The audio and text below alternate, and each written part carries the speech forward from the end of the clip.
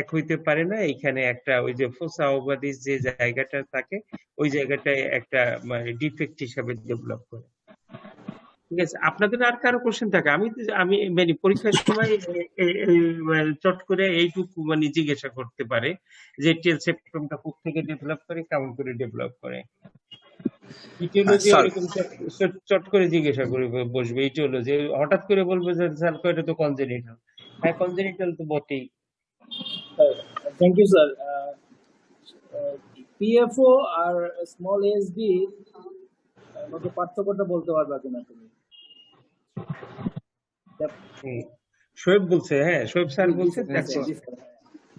জি sir.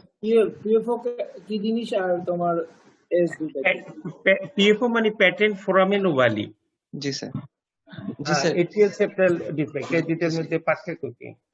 এই দুটোর মধ্যে পার্থক্য হলো স্যার পেটেন্ট ফোরামেন ওভালির মধ্যে যে স্যার অস্টিয়াম সেকেন্ডাম থাকে, এটার উপরে ওভারহ্যাং করে থাকে হলো স্যার সেপ্টামটা, সেপ্টাম সেকেন্ডামটা ওভারহ্যাং করে থাকে। তো এখানে আসলে স্যার কোনো অ্যাট্রিয়াল সেপ্টামের মধ্যে কোনো ধরনের কোনো ডেফিসিট নাই। কিন্তু এএসডির ক্ষেত্রে স্যার ইয়ার যেটা আছে, সেপ্টামটা যেটা আছে সেপ্টামের মধ্যেই স্যার ডেফিসিট থাকে। সেটা ডিসক্রিট হতে পারে অথবা সেটা স্যার পারফোরেটেড থাকে।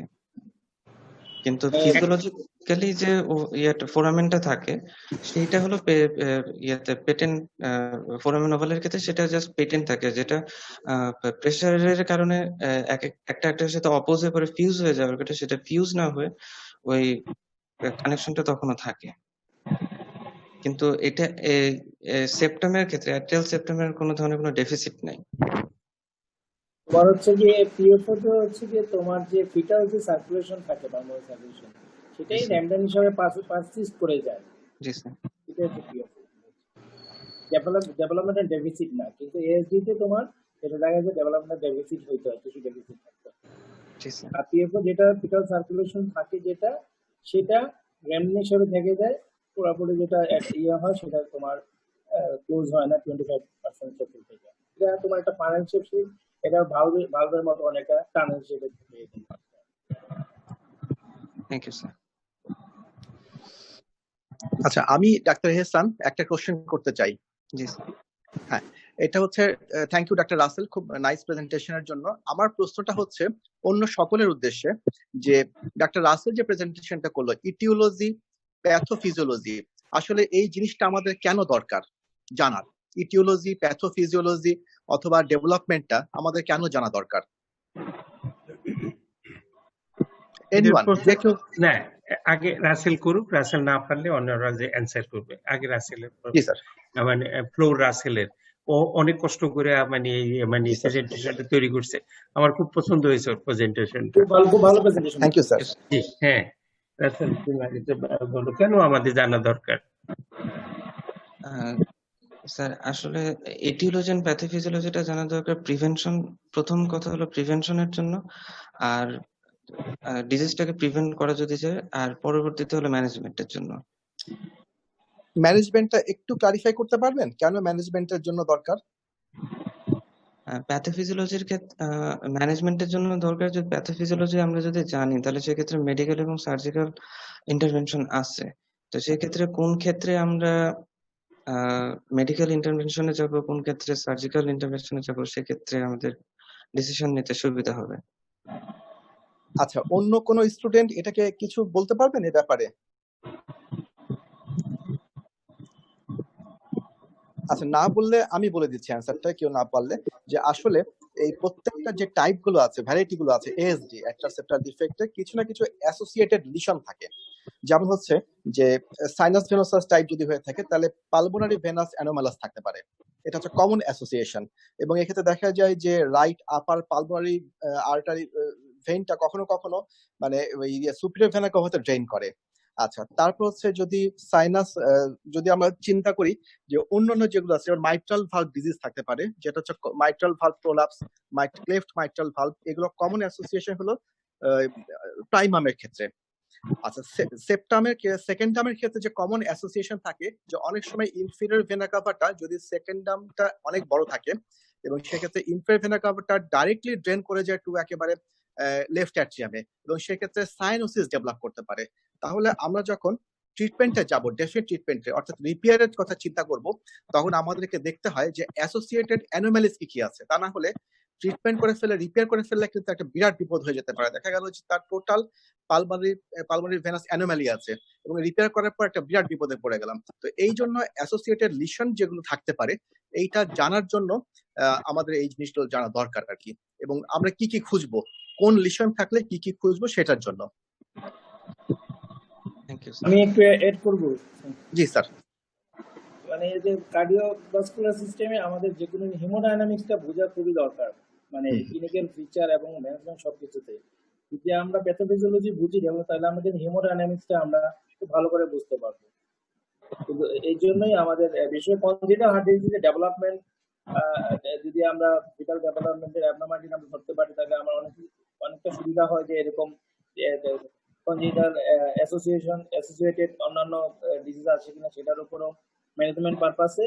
আর হচ্ছে কি প্যাথোফিজিওলজি হচ্ছে আমরা হেমোডাইনামিক্সটা বুঝতে খুবই সুবিধা হয়, বোথ ম্যানেজমেন্ট পারপাসে এবং আমাদের ক্লিনিক্যাল ফিচার কেন ডেভেলপ হচ্ছে, কোনটার জন্য কি হচ্ছে, এটা যেন সবচেয়ে important. Thank you, Russell Mustafiz, for your nice presentation. Thank you sir. Actually, তোমার প্রেজেন্টেশন ভালো হয়েছে, আমরা সবাই অ্যাপ্রিশিয়েট করি। তুমি ওর প্রেজেন্টেশন খুব সুন্দর হয়েছে। খুব ওর সুন্দর হয়েছে। ওর লাস্ট অনেক একটা সময় জিজ্ঞেস করি, সে বুঝে লেট করছে, তুমি সিমিটার সাইন বলছো এটা একটা জায়গাতে, এটা বলতে কি বুঝছো তুমি? সিমিটার সিনড্রোমে সাধারণত স্যার এটা পার্শিয়াল অথবা টোটাল, স্যার ইয়েতে পার্শিয়াল অথবা total পালমারি venous anomalous পালমারি venous connection হয়। সেটা হলো সাধারণত আপার পালমোনারি ভেইন অথবা ইনফিরিয়র পালমোনারি সুপিরিয়র অথবা ইনফিরিয়র পালমোনারি ভেইনের সাথে একটা কানেকশন তৈরি হয়। এটা হচ্ছে সাইনাস ভেনাসাস টাইপ। সাইনাস ভেনাস এটা হচ্ছে কমন, খুবই কমন তোমার হচ্ছে কি অ্যাসোসিয়েশন হচ্ছে কি তোমার কি ওই যে অ্যানোমালাস পালমোনারি ভেনাস ড্রেনেজ। কারণ এটা কি পালমোনারি ভেন গুলো কোথায় ড্রেন করে? চারটে আমরা লেফট এট্রিয়ামে করে, এখানে রাইট এট্রিয়ামে করতে পারি। এটা সিমিটার সাইন, এটা সুপিরিয়র টাইপে যদি ভেনা কাভা টাইপে যদি তোমার right upper pulmonary venous drain এখানে ড্রেন করে এবং সেটা যদি ইনফিরিয়র ভেনাসের সাথে কানেকশন থাকে, এটা সিমিটার সাইন। এটা যদি আমরা এক্সরেতে দেখতে পারি, এক্সরেতে এটা আমরা পাই। হ্যাঁ, এক্সরে কি দেখা যায়? এটা দেখা যায় রাইট এট্রিয়ামটা এনলার্জ থাকে এবং সিমিটার হচ্ছে এই যে টার্কিশ সোর্ড বলে, এটা টার্কিশ যে সোর্ডের মতো দেখতে, এটা এই যে সিমিটার সাইন। এবং এটা হচ্ছে কি অন্যতম ইম্পর্টেন্ট হচ্ছে কি এটা যে ইসিজিরও যেমন এক্সরেরও একটা খুবই ক্লিনিক্যাল ইম্পর্টেন্ট ম্যানেজমেন্ট পারপাসে সিমিটার সাইন থাকলে আমরা যদি আমরা এক্সরেতেই দেখতে পারি, এই পেশেন্টকে আমরা ডিভাইস আমরা ক্লোজার করতে পারবো না, এটাকে যাইতে হবে সার্জিক্যাল ক্লোজারে যাইতে হবে, এটাকে বোঝা যায় এটা। এবং সাইনাস ভেনাসাস টাইপের যদি কমনলি অ্যাসোসিয়েশন থাকে এই যে অ্যানোমালাস পালমোনারি ভেনাস, এবং এই কারণে এই যে পালমোনারি হাইপারটেনশন ডেভেলপ করে, সবচেয়ে কমনলি এএসডি তে আমরা জিজ্ঞেস করি আমরা কোন টাইপে ডেভেলপ করে, সবার আগে পালমোনারি হাইপারটেনশন, সেটাতে এই সাইনাস ভেনাসাস টাইপে এই যে অ্যানোমালাস পালমোনারি ভেনাস ড্রেনেজ হয়, এই কারণেই সবার আগে পালমোনারি হাইপারটেনশন ডেভেলপ করে।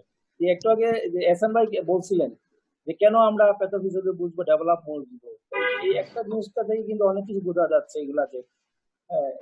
এই সিমিটার সাইন দিয়ে কিন্তু দেখা আমরা অনেক কিছু বুঝতে পারতেছি। এটা বুঝলে আমরা এখানে আমরা অনেক ইনভেস্টিগেশন ইন্টারভেনশন করতে পারছি, ম্যানেজমেন্টের পারপাসে আমরা ডিসিশন নিতে পারতেছি, হ্যাঁ, এবং এটা থেকে ক্লিনিক্যাল ফিচার গুলো আমরা বুঝতে পারতেছি। Thank you. স্যার কিছু বলবেন কিনা?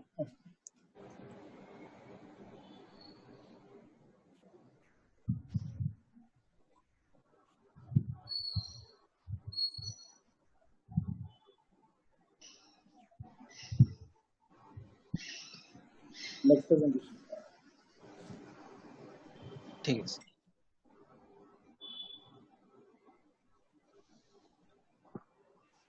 Yes, ভাই।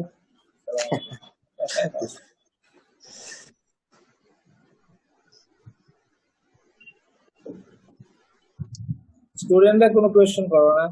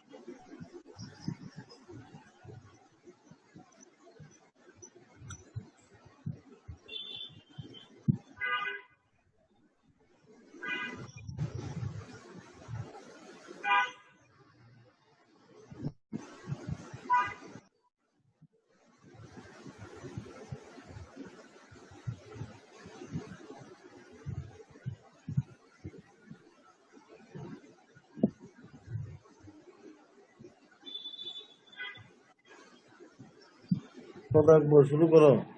Sir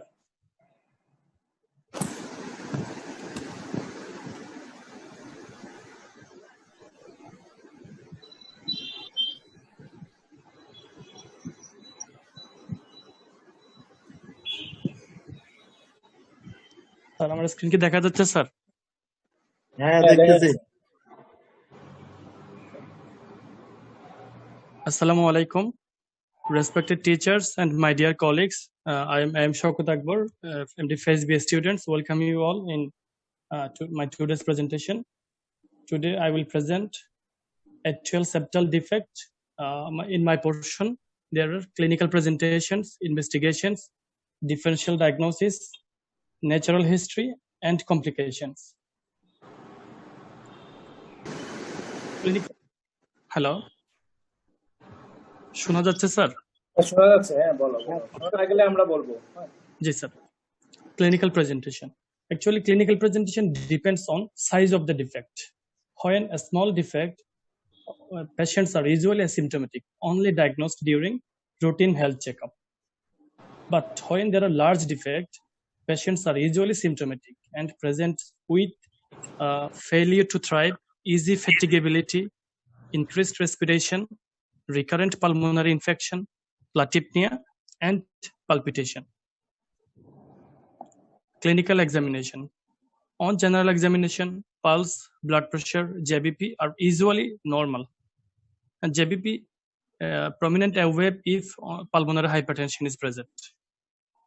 On precordium examination, on inspection, precordium is slightly prominent, and on palpation, apex beat may be normal or shifted to the left, and P2 may be palpable.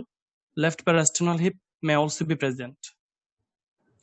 On auscultation, first heart sound is normal, second heart sound is widely splitted and fixed, and there is an ejection systolic murmur which is medium pitched and soft.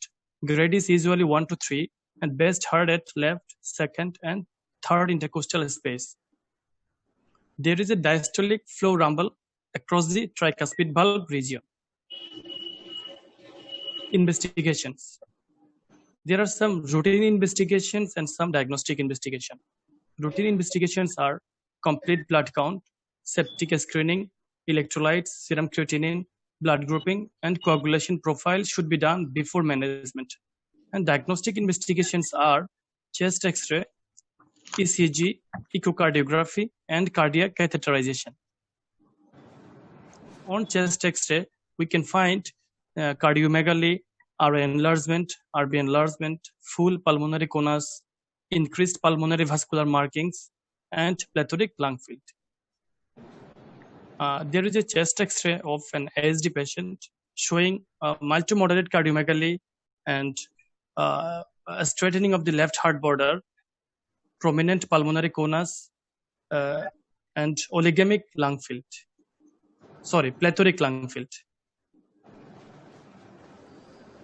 Electrocardiogram.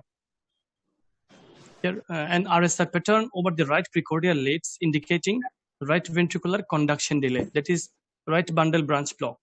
And left axis deviation is common in primum type of ASD and right axis deviation in secondum type of ASD.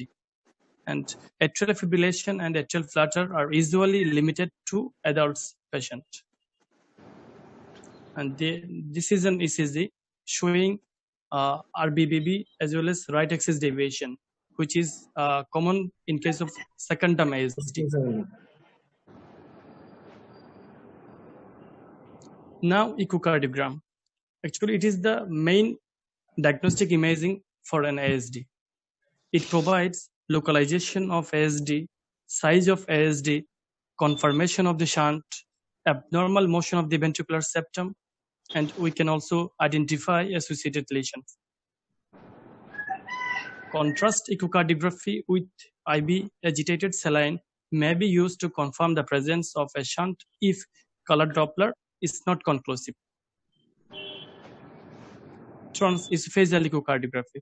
Sometimes we may require transesophageal echocardiography. Actually, when the images are not obtained clearly in transthoracic echocardiogram and when sinus venosus defects are suspected, as well as for assessment of rims of ASD. This is an echocardiogram of 4-chamber view showing echo dropout at interarterial septum. This is also an echocardiogram of short axis view at great vessel level showing interarterial septum, echo dropout at interarterial septum. Cardiac catheterization. Sometimes we may also need cardiac catheterization when diagnosis is not conclusive by other non-invasive tests and to measure pulmonary vascular resistance and to see reversibility for making decision about surgery and to see associated defects. Now, differential diagnosis of ASD. Pulmonary stenosis, mitral stenosis, VSD, and LM exuma, all are the differential diagnosis of ASD. Now, natural history. It is usually unrecognized for the first 2 decades because of its indolent clinical course and benign findings on clinical examination.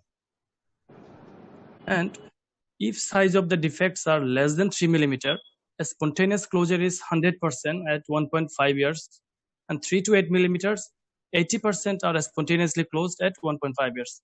But when size is more than 8 millimeter, it is rarely closed. Most children with an ASD remain active and asymptomatic, but a large ASD where QPQS ratio is more than 2:1 may cause heart failure and failure to thrive in children. If untreated pulmonary hypertension and subsequent congestive cardiac failure may develop during or after 3rd decade and reversal of shunt may occur. It may be progressive with pregnancy. With or without surgery, atrial arrhythmias may occur in adult. Infective endocarditis does not occur in isolated ASD, but infective endocarditis may occur when it is associated with cleft mitral valve leaflet. And cerebrovascular accident resulting from paradoxical embolization through an ASD is a rare complication. MS also may occur as a result of rheumatic fever in case of ASD, which is known as Lutembacher syndrome. Life expectancy in unrepaired patients, mortality increased by 6% per year after 40 years of age. Complications. There are complications due to disease and some complications due to intervention. And complications due to diseases are congestive heart failure, frequent pulmonary infections, pulmonary hypertension, paradoxical embolism, atrial arrhythmias like atrial flutter and atrial fibrillation, and Eisenmenger syndrome. Here are some complications due to intervention, which are short-term and long-term. Short-term complications are device embolization, aortic root or atrial wall perforation, and cardiac tamponade. Mid and long-term complications, thrombus formation, device erosion into aortic root, atrial arrhythmia, and infective endocarditis. That's all about my presentation. Thank you.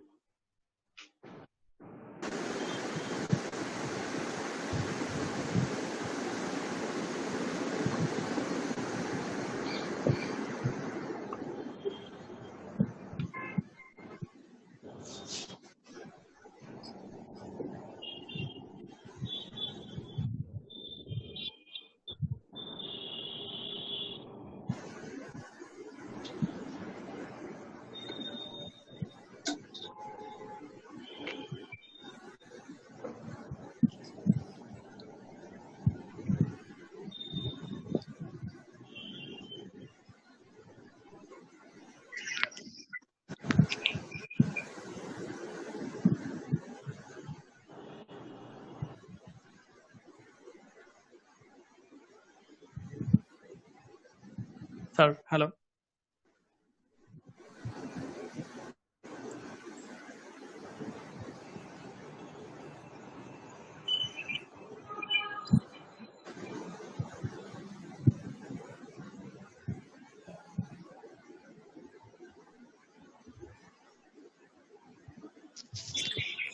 আছেন sir? এই স্টুডেন্টরা প্রশ্ন করে নাই sir. Presentation শেষ হইলে যার question করেন প্রেজেন্টেশন শেষ হইলে হ্যাঁ, আগের ইয়েতে কোয়েশ্চন কিন্তু করে নাই ইয়েতে স্টুডেন্টরা, কিন্তু অনেক কোয়েশ্চনই কিন্তু মানে আমরা তো হয়তো করব, কন্ট্রিবিউট করব স্যারের পরে, কিন্তু কোয়েশ্চন তো আসতে হবে স্টুডেন্ট থেকে। শকত, হ্যাঁ জি। আচ্ছা ভাই, একটা প্রশ্ন আমি একটু করতে চাইলাম, যে প্রশ্নটা হচ্ছে what are the causes of death in ASD patient? Causes of death. Yes. Causes of death, number one is actually congestive heart failure, and others may be infections, a stroke, etc. But main number one is congestive heart failure. Brain abscess is not a cause of death. Kunta, hello. Brain abscess. Yes. Brain abscess. Is the brain abscess cause of death? You broadly Brain you abscess. said that the infection, okay, maybe acceptable.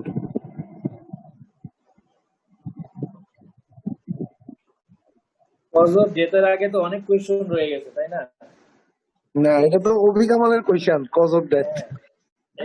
যেমন আগের পর্ষণে একটা মানে pathophysiology বুঝার একটা খুব important ছিল, সেটাও তোমরা করো না। যে প্রত্যেকটা টাইপ ডেভেলপমেন্ট জিজ্ঞেস করছিলাম আমি, কেন কোনটা ডেভেলপমেন্টের ডিফেক্ট কোনটায়, প্রাইমারি ডিফেক্ট কোথায়, সেকেন্ড টাইমে ডিফেক্ট কোথায়, সাইনাস ভাইনাসের ডিফেক্ট কোথায়, ডিফেক্টটা কি জিনিস, করোনারি সাইনাস ডিফেক্টটা কোন জিনিস, এগুলা বুঝলে কিন্তু সবকিছু বোঝা যেত, কিন্তু অনেক কিছু। এবার যে সে বললো প্রথম ক্লিনিক্যাল ফিচার কিন্তু আসলে অনেক কিছুর উপর নির্ভর করে, তাই না? অ্যাসিম্পটোমেটিক থেকে অনেক কিছু হইতে পারে, সেটা নির্ভর করতেছে যে পেশেন্ট কোন স্টেজে এসে সে প্রেজেন্ট করতেছে আমাদের কাছে, সে কি চিলড্রেন না অ্যাডাল্টহুডে করতেছে। এখানে এএসডি যে স্মল না লার্জ, তার এএসডি তার নাম্বার কতগুলা, এবং অ্যাসোসিয়েশন আছে কিনা, কোন টাইপের এএসডি অ্যাসোসিয়েশন, তার অন্য কনজেনিটাল অ্যাসোসিয়েশন আছে কিনা, এগুলা সবকিছুর উপর নির্ভর করতেছে, পেশেন্টের যে প্রেজেন্টেশনটা নির্ভর করতেছে, তাই না? এইটা বুঝতে হবে প্রেজেন্টেশন, এবং অ্যাসিম্পটোমেটিক থাকতেছে, তারপরে সে কিভাবে প্রেজেন্ট করতে পারে, সে রুটিন ফলো আপে এসে সে পেশেন্ট দেখা যাচ্ছে কি এএসডি তার ধরা পড়তে পারে।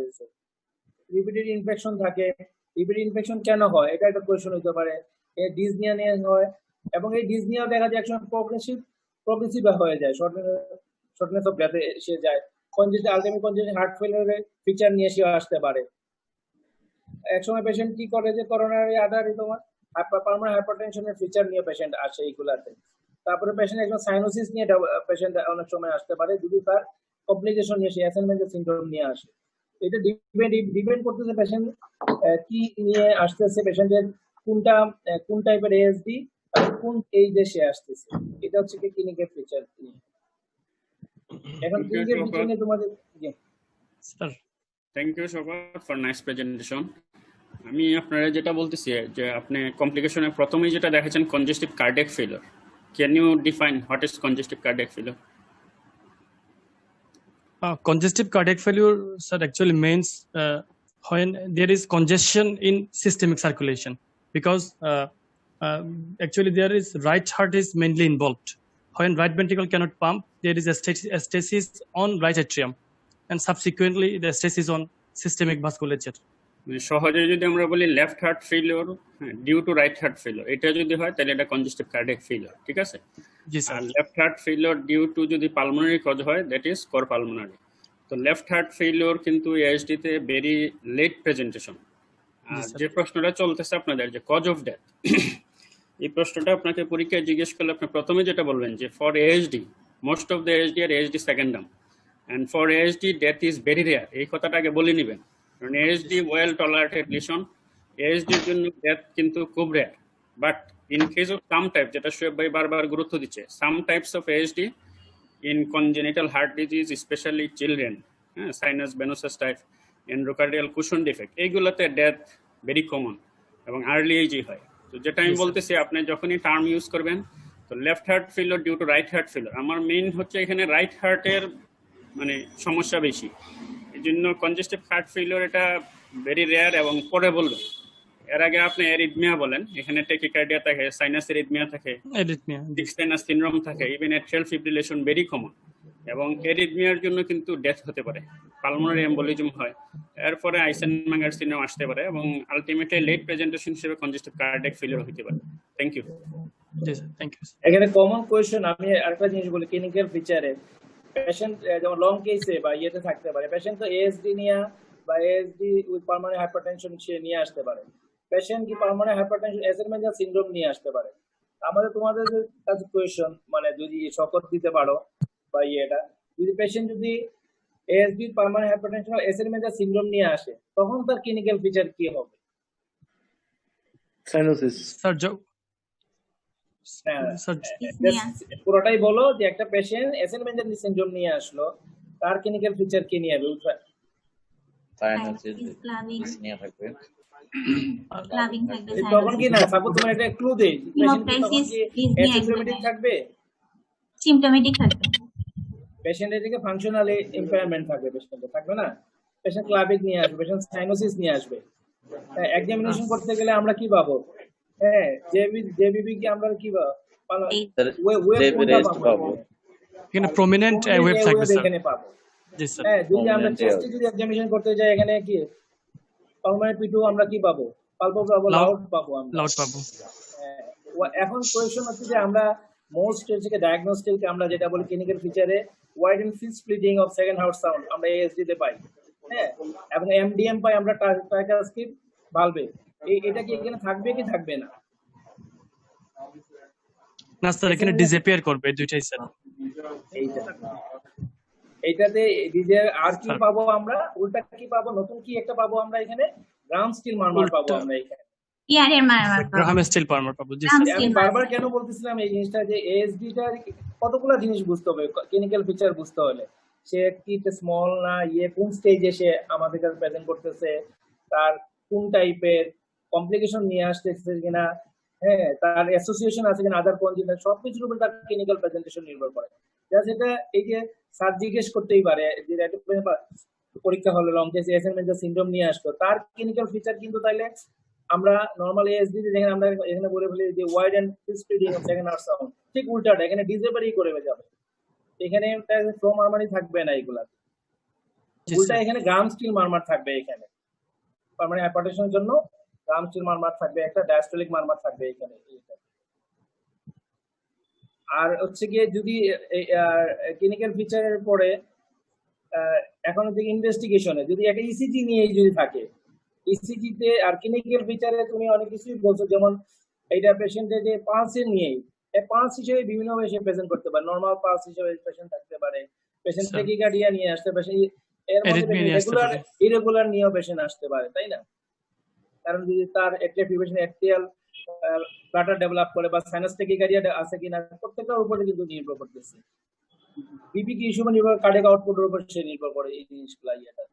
এখন ইসিজি জাস্ট লিপা বলে ইসিজি তে ফাইন্ডিং এ কি পাইতে পারি আমরা, সে কিন্তু অনেক সংখ্যা হয়ে গেছে, অনেক কিছু বাদ দিয়ে দিয়েছে।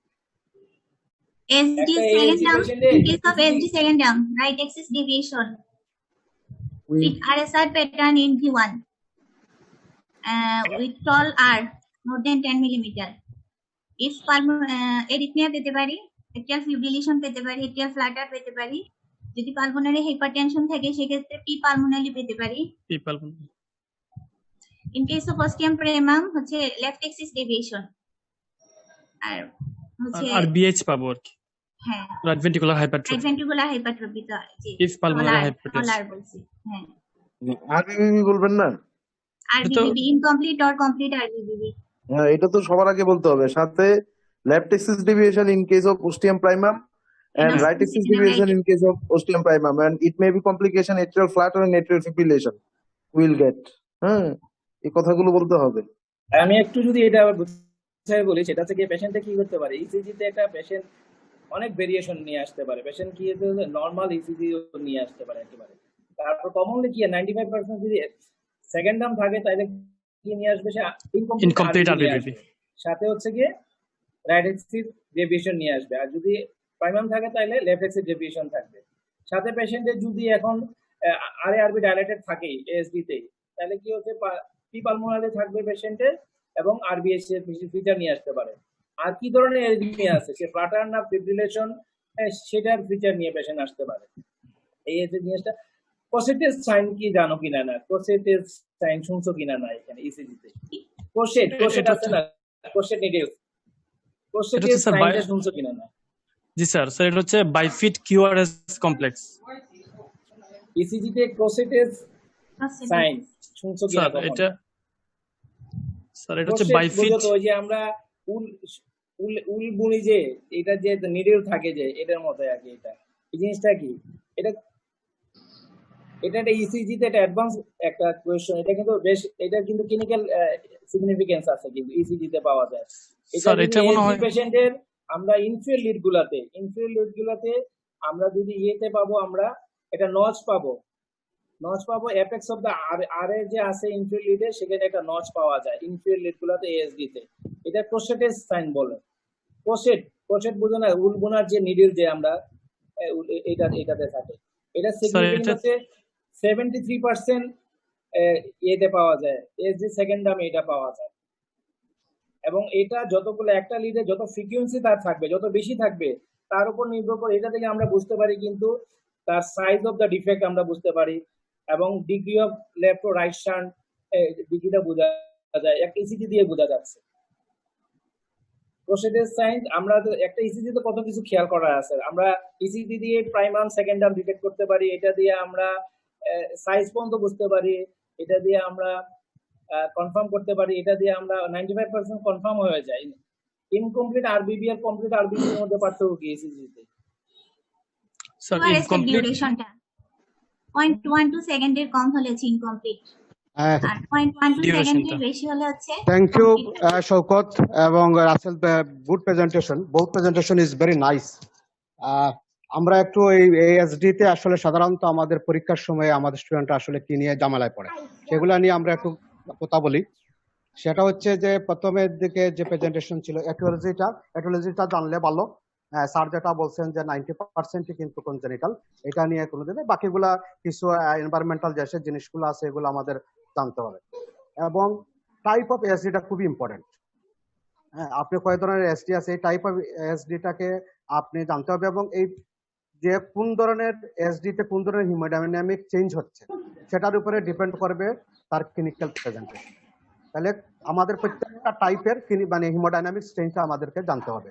যেমন সেকেন্ড টার্মের এক ধরনের হিমোডাইনামিক চেঞ্জ, প্রিমিয়াম এক ধরনের। এই যে তখন আলোচনা হইলো যে ইসিজি তে চেঞ্জ হয় আরএসআর প্যাটার্ন এবং আরবিবি থাকে, লেফট রাইট এক্সিস ডেভিয়েশন থাকে, লেফট কোনটার ক্ষেত্রে থাকে? রাইট এক্সিস ডেভিয়েশন থাকে সেকেন্ড টার্মের ক্ষেত্রে। কেন? তাহলে আবার প্রিমিয়ামে কেন লেফট এক্সিস ডেভিয়েশন? স্যার এখানে রাইট এক্সিস ডেভিয়েশন থেকে বেসিক্যালি এখানে স্যার সেকেন্ড টার্মে রাইট ভেন্ট্রিকুলার হাইপারট্রফি হয়, আর প্রাইমামের ক্ষেত্রে স্যার মানে এলবিএইচ হয় স্যার। তার মানে হচ্ছে মূলটা কথা হচ্ছে কি যে প্রত্যেকটা টাইপের আলাদা হিমোডাইনামিক চেঞ্জ। রোমান যেটা বলছেন প্রথমেই কিন্তু আমরা যে প্যাথোফিজিওলজি এবং অ্যানাটমি ডেভেলপমেন্ট বোঝা কিন্তু খুব জরুরি।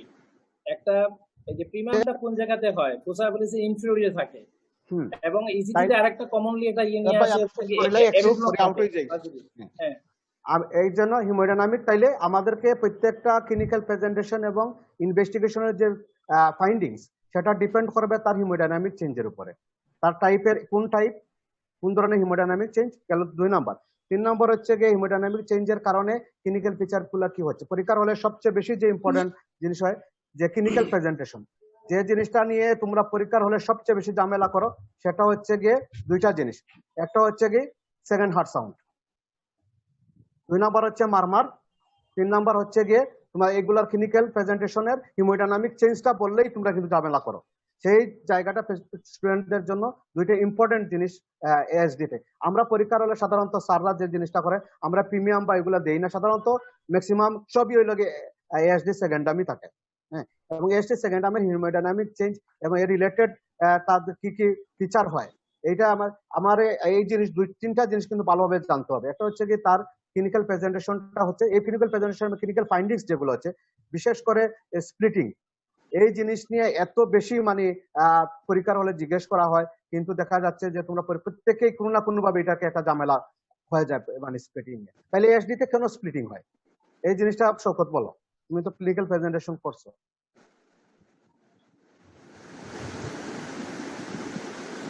ওয়াইড এন্ড ফিক্স স্প্লিটিং যে বলে এটাই কোশ্চেন, কেন ওয়াইড এন্ড কেন ফিক্স? আগে স্প্লিটিংটা কেন হচ্ছে এটাই বলো, ওয়াইড কেন হচ্ছে এটাই বলো, ফিক্স পরে বলবা। prolonged RV systole হয় which causes delayed closure of pulmonary valve. ঠিক আছে, Prolonged RV systole which causes delayed closure of pulmonary valve.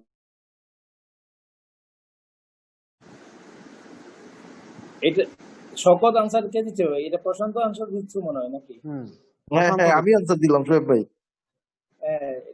এটা হচ্ছে গিয়ে আগে শকত দেখ রোমাঞ্চক, যে প্রেজেন্টার সে যদি না পারে তাহলে অন্য একজন দিবে। এটা মোস্ট কমন, এটার উপর পাস ফেল নির্ভর করে। স্যারের তো সব স্যারেরই এবং আমাদের সাবধান স্যারের সবচেয়ে প্রিয় কোয়েশ্চন এটা হচ্ছে গিয়ে এই যে ওয়াইড এন্ড ফিক্স কেন। শকত কি শুনতে পাচ্ছ নাকি? শকত সম্ভবত কোনো সমস্যা হয়েছে তার। মিউট করা শকত আছে শকত আনমিউট করো, শকত আনমিউট করো।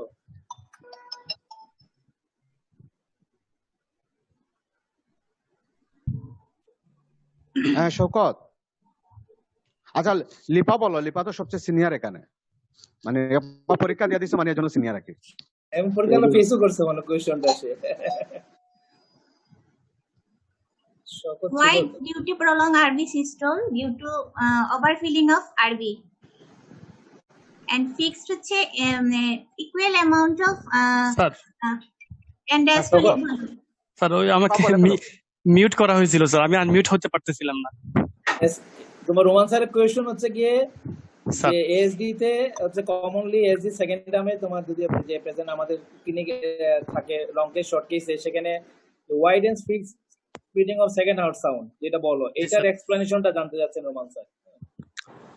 স্যার এখানে মেইনলি প্রথমে ওয়াইড হওয়ার কারণ হচ্ছে sir prolonged RV systole due to overload of RV as conduction delay, this is right bundle branch block. R fixed হওয়ার কারণ হচ্ছে sir equal and diastolic volume in both phase of respiration.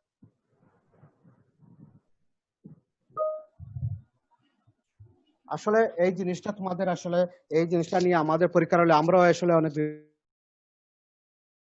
দিক নিয়ে এই জিনিসটা আমাদের আসলে স্প্লিটিং জিনিসটা কি আমাদের আগে জানতে হবে। স্প্লিটিং জিনিসটা কি, এই জিনিসটা নিয়ে যখন স্যাররা আর কোয়েশ্চন আনসার হয় না তখনই ঢুকে যায় যে স্প্লিটিং এর প্যাথোফিজিওলজি কি। আসলে স্প্লিটিংটা হচ্ছে গিয়ে কিছুই না, এটা নর্মাল ফিজিওলজি। সেটা হচ্ছে গিয়ে আমরা একটা জিনিস মনে রাখবা, অ্যাবনর্মাল স্প্লিটিং মানে হচ্ছে গিয়ে এক্সপিরেশনের সময় পাওয়া যাবে, নট ইন্সপিরেশনের সময়।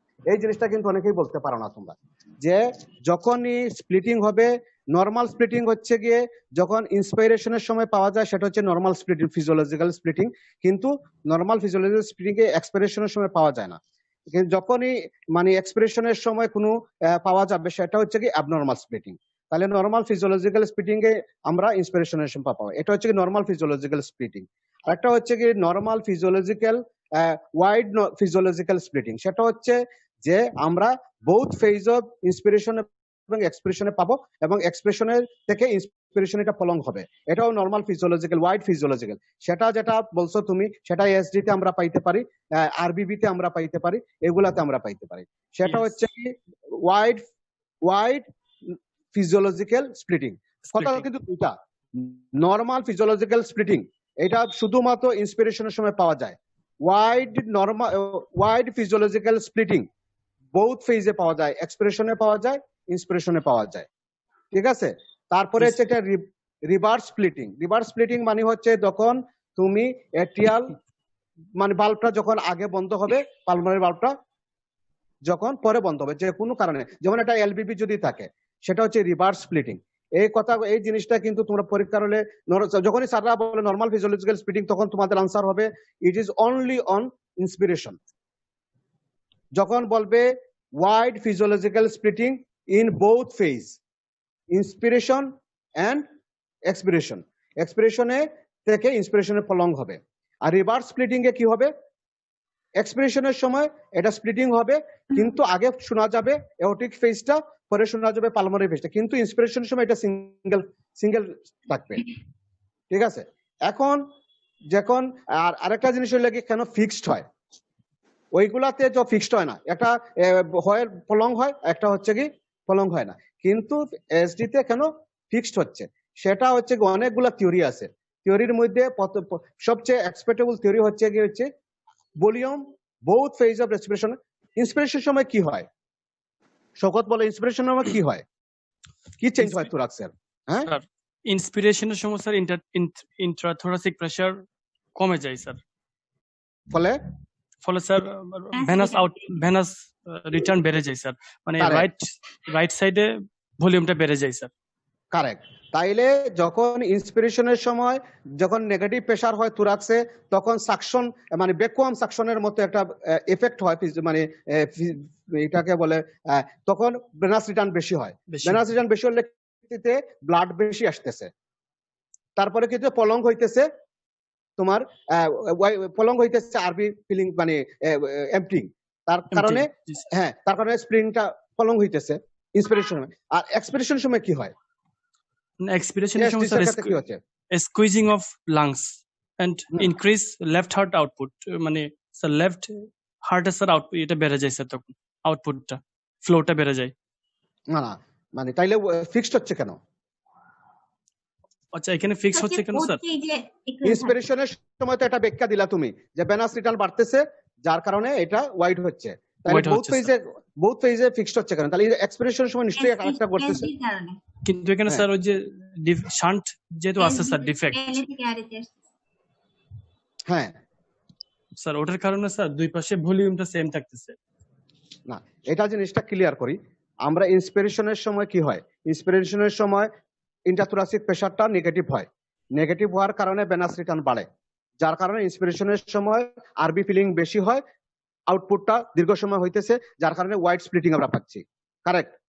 এক্সপিরেশনের সময় ভেনাস রিটার্নটা বন্ধ থাকতেছে, কারণ ইন্ট্রাথোরাসিক প্রেসারটা বাড়তেছে, ভেনাস রিটার্ন কিন্তু হইতেছে। কিন্তু at this time ASD from left to right শান্টে এসে কিন্তু আরবি ফিলিং হইতেছে। কথাটা কি বোঝা গেছে? জি স্যার। লেফট থেকে রাইটে কিন্তু ব্লাড আসতেছে এএসডি দিয়ে। ইন্সপিরেশনের সময় কিন্তু এএসডি দিয়ে কিন্তু ব্লাড আসে না, কারণ ভেনাস রিটার্নের ফলে এখানে যে প্রেসারটা মানে বাড়ে, সেক্ষেত্রে লেফট টু রাইট শান্ট হয় না। কিন্তু এক্সপিরেশনের সময় লেফট টু রাইট শান্ট হইতেছে, ভলিউম কিন্তু আরবিতে আসতেছে। তার মানে ইন্সপিরেশনের সময় ব্লাড আসতেছে আরবিতে, এক্সপিরেশনের সময় ব্লাড কিন্তু আরবিতে আসতেছে। তাহলে বোথ ফেজে ব্লাড ভলিউমটা কিন্তু ইকুয়াল থাকতেছে আরবিতে, ইকুয়াল থাকার কারণে কিন্তু কোনো চেঞ্জ হইতেছে না স্প্লিটিং এর সময়, দুইটাই ফিক্সড স্প্লিটিং থাকতেছে বোথ ইন্সপিরেশন এবং এক্সপিরেশনের সময়। বুঝা গেল কি কথাটা? আমি যদি একটু সুযোগ পাই, এটা হলো সবচেয়ে মোস্ট কমন কোয়েশ্চন এবং এটা জানা খুবই দরকার। আগে স্প্লিটিং কি বুঝতে হবে। সেকেন্ড অপশন দুইটা কম্পোনেন্ট, A2 এবং P2, aortic component, permanent component. Aortic ভালভটা আগে ক্লোজ হয়ে যায়, পার্মানেন্ট ভালভটা একটু পরে ক্লোজ হয়। এই যে পরে ক্লোজ হয়, এই যে স্প্লিটিং টাইমটা কতটুকু? 30 মিলিসেকেন্ড। এই 30 মিলিসেকেন্ডের পরে যদি ক্লোজ হয়, এটা ওয়াইড স্প্লিটিং বলি আমরা। এটা হচ্ছে কি ওয়াইড স্প্লিটিং। হচ্ছে কি ওয়াইড স্প্লিটিং হচ্ছে মানে হচ্ছে পার্মানেন্ট ভালভটা আরো পরে যে ক্লোজ হবে। তাহলে কি হচ্ছে, রাইট ভেন্ট্রিকুলার যে ভলিউম হচ্ছে ওভারলোড হলো, হওয়ার পরে যে রাইট ভেন্ট্রিকুলার এমপ্টিংটা থ্রো পালমোনারি আর্টারি, এইতে ডিলে হচ্ছে, এটা হচ্ছে ওয়াই। এই ব্যাপারটা বুঝতে হবে কেন ওয়াই পরে পালমোনারি ভালভটা ক্লোজ হচ্ছে। কেন হচ্ছে কি এই যে এসডি তে রাইট ভেন্ট্রিকুলার হচ্ছে ভলিউম ওভারলোড হচ্ছে, এর জন্য কি হচ্ছে কি right ventricular emptying through pulmonary আর্টারিতে দিয়ে এটা ডিলে হইতেছে। এটা এর জন্য wide fix which will no or little pressure difference between left and right atrium in the respiratory cycle. Respiratory cycle A right এবং লেফট অ্যাট্রিয়ামে যে প্রেসার ডিফারেন্স কোনো থাকে না বা লিটল থাকে, এটা হচ্ছে এই জন্য ফিক্স থাকে। রোমান এটা বললো যে ব্যাপারটা হচ্ছে কি যখন ইন্টারথোরাসিক ইন্সপিরেশন সময় আমরা ইন্টারথোরাসিক প্রেসারটা যখন ড্রপ করে, তখন হচ্ছে কি superior vena CAVA inferior vena CAVA দিয়ে রাইট অ্যাট্রিয়াম রাইট ভেন্ট্রিকুলে ভলিউমটা বাড়তেছে। তখন কি হচ্ছে কি শান্টটা কিন্তু তখন হয় না, তখন তো লেফট টু রাইট শান্ট হয় না, কিন্তু ভলিউমটি তখন বেশি হচ্ছে কি due to fall of intrathoracic pressure, তখন বেশি থাকে। আবার এক্সপিরেশনের সময় এটা ফিজিওলজিক্যালি হয়, কিন্তু এসডি তে কি হচ্ছে কি ইকুয়াল কেন থাকতেছে? এক্সপিরেশনের সময় যদি আমার ইন্টারথোরাসিক প্রেসারটা ইয়ে হইলো ইয়েতে না আসলেও ভেনাস ভেনিস যদি তো কমে গেলেও তখন কিন্তু শান্ডিং এর কারণে লেফট টু রাইট শান্ডিং এর কারণে আরবিতে কিন্তু আবার ভলিউম আবার সেম থাকতেছে। এই জন্য বোথ ফেজে বোথ ইন্সপিরেশন এক্সপ্রেশনে দুইটাতেই হচ্ছে কি ইকুয়াল ভলিউম থাকে। একটু সংক্ষেপে যদি বলি ওয়াই ডেফিনিশনটা wide due to right ventricular overload right ventricular ending through pulmonary artery is delay, এই জন্য হচ্ছে wide fixed due to little or no pressure difference between LA and RA and in the both phase of respiration. ভাই শকত, তাইলে তোমার আমাদের এইটাই লাগে পরীক্ষার লাগে 1 নাম্বার জিনিস, তো এটা ব্যাপারে আশা করি তোমাদের আর কোনো ধরনের কোনো এটা নিয়ে আরেকটা হচ্ছে যে স্যার যদি কোশ্চেন করেন তাইলে পরে স্যারকে কোশ্চেন করে নিও। হ্যাঁ, নেক্সট হচ্ছে কি মারমারের ব্যাপারে আমি আচ্ছা এই এএসডি মারমারটা কি মারমার? এটা আসলে ফ্লো মারমার। এটা হচ্ছে ফ্লো মারমার স্যার। কেন হয় মারমারটা? এটা ফ্লো মারমারটা হয় মানে large amount of blood passing from the normal pulmonary valve. এই কারণে লেফট টু রাইট শান্টের কারণে স্যার রাইটে ভলিউম বেশি হয়, তখন এটা increase flow through pulmonary valve. হ্যাঁ, তাইলে এই জিনিসটা যেন মাথায় থাকে, মানে ভুল ক্রমে যেন আগের মতো বলে ফেলিও না যে এটা এএসডির কারণে, ঠিক আছে, যে লেফট টু রাইট শান্টের কারণে এটা হচ্ছে। এই জিনিসটা কিন্তু আমাদের এই দুইটা জিনিস কিন্তু আমাদের মাথায় রাখতে হবে। রুমানের কোশ্চেনটা আমি যদি একটু ঘুরে করি যে একটা এএসডি পেশেন্টের কি কি ধরনের মারমার থাকতে পারে, প্রত্যেকটা মারমারের কারণ কি এবং কোনটা কোথায় হয়? স্যার একটা হচ্ছে ইজেকশন সিস্টোলিক মারমার, যেটা আমরা increased flow through pulmonary valve. ওটা মিডও হইতে পারে, এটা সফট পালমোনারি মারমার। জি স্যার, এটা হচ্ছে সবচেয়ে মোস্ট কমন ফ্লো মারমার। একটা সফট, এটা ইজেকশন অথবা মিড সিস্টোলিক মারমার। এটা হচ্ছে সেকেন্ড থার্ড ইন্টারকোস্টাল স্পেসে থাকে, এটা হচ্ছে এটা একটা ফ্লো মারমার আছে। এটা তারপর হচ্ছে আর কি মারমার থাকে? আরেকটা হচ্ছে স্যার মিড ডায়াস্টোলিক মারমার, যেটা increased flow through tricuspid valve. এটা ট্রাইকাসপিড এরিয়াতে থাকতেছে। জি স্যার। আর কি মারমার থাকতে পারে? এরপরে স্যার আমরা পেনসিস্টোলিক মারমার পাওয়া যেতে পারে যখন এএসডি এর সাথে অ্যাসোসিয়েটেড মাইট্রাল ক্লেফট, লিফলেট অথবা এমবিপি মাইট্রাল বা প্রোলাপস এগুলো থাকবে, তখন এমআর এর মারমার হিসেবে আমরা একটা পেনসিস্টোলিক মারমার পেতে পারি স্যার। বললা যে সেটা যদি এমএস যদি থাকে অ্যাসোসিয়েশন, হ্যাঁ তাহলে এমএস এর মারমারও থাকতে পারে।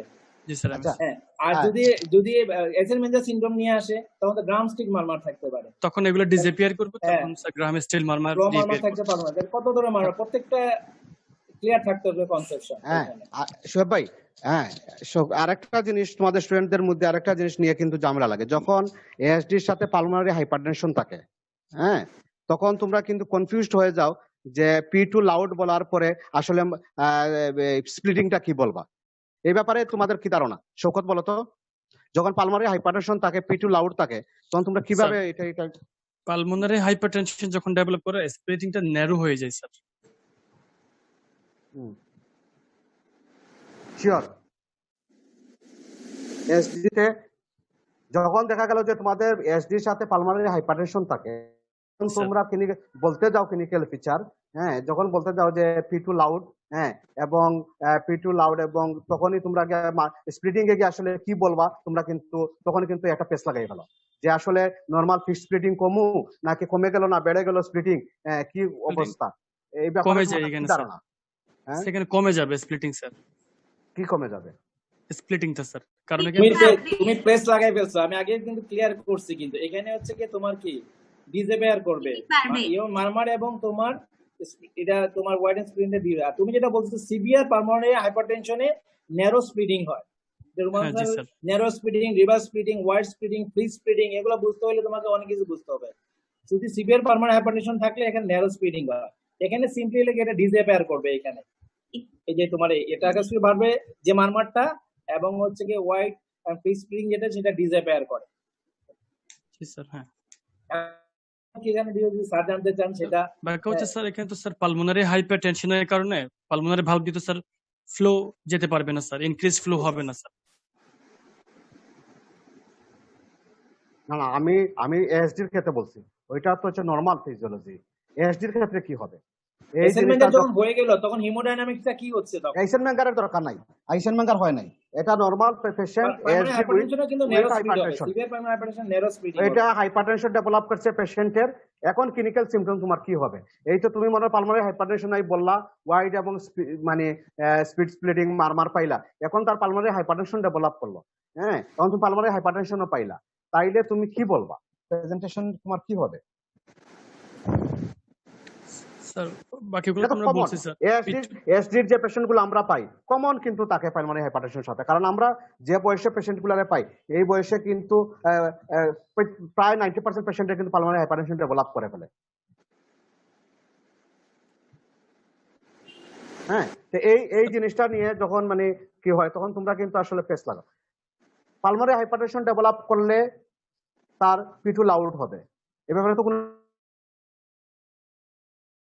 কিন্তু কমে, কারণ মারমারটা কিন্তু ফ্লো মারমারটা কি হচ্ছে পালমারি হাইপারটেনশন কমে যেতে পারে, বাট স্প্লিটিংটা কিন্তু তার থাকবে, ওয়াইড ফিক্স স্প্লিটিং থাকবে। ঠিক আছে, স্প্লিটিংটা কিন্তু থাকবে, পালমারি হাইপারটেনশন ডেভেলপ করলেও স্প্লিটিংটা থাকবে। ঠিক আছে, কিন্তু এটা ফিক্স থাকবে। হয়তো যদি খুব সিভিয়ার আইসেনমেঙ্গার হয় তখন চেঞ্জ হবে, কিন্তু আমরা যে পালমারি হাইপারটেনশন পাই এসডির সাথে সেটাতে কিন্তু স্প্লিটিং কিন্তু থাকে, কিন্তু সাথে তুমি বলবা তোমার হ্যাঁ ওয়াইড স্প্লিটিং থাকে। তোমার কথা বলবা যে নরমালি যেভাবে পালমারি হাইপারটেনশনের পি2 লাউড থাকে এবং ওয়াইড ফিক্স স্প্লিটিং বলবা। হ্যাঁ, পরীক্ষার হলে যখন সাদা বলে হয় পালমারি হাইপারটেনশন ডেভেলপ করছে তখন কি হয়েছে, তুমি এটা পালমারি হাইপারটেনশনের ফিচার আলাদা, এটা ফিচার আলাদা। ঠিক আছে, আর কি এটা সমাধান দিবেন? আমি যতটুকু জানি এটাতে ওয়াইড ফিক্স স্পিডিংটা এবং টাইগার স্পিড যেটা স্যার ফ্লো মারমারটা ডিজেবল রিভার্স হইলে বা এটা রিভার্স যদি হয়, পালমারি হাইপারটেনশন যখন আইসেনমেঙ্গারের লেভেলে চলে যাবে, আরবির উপরে চলে যাবে, তখন আপনার চেঞ্জ হবে।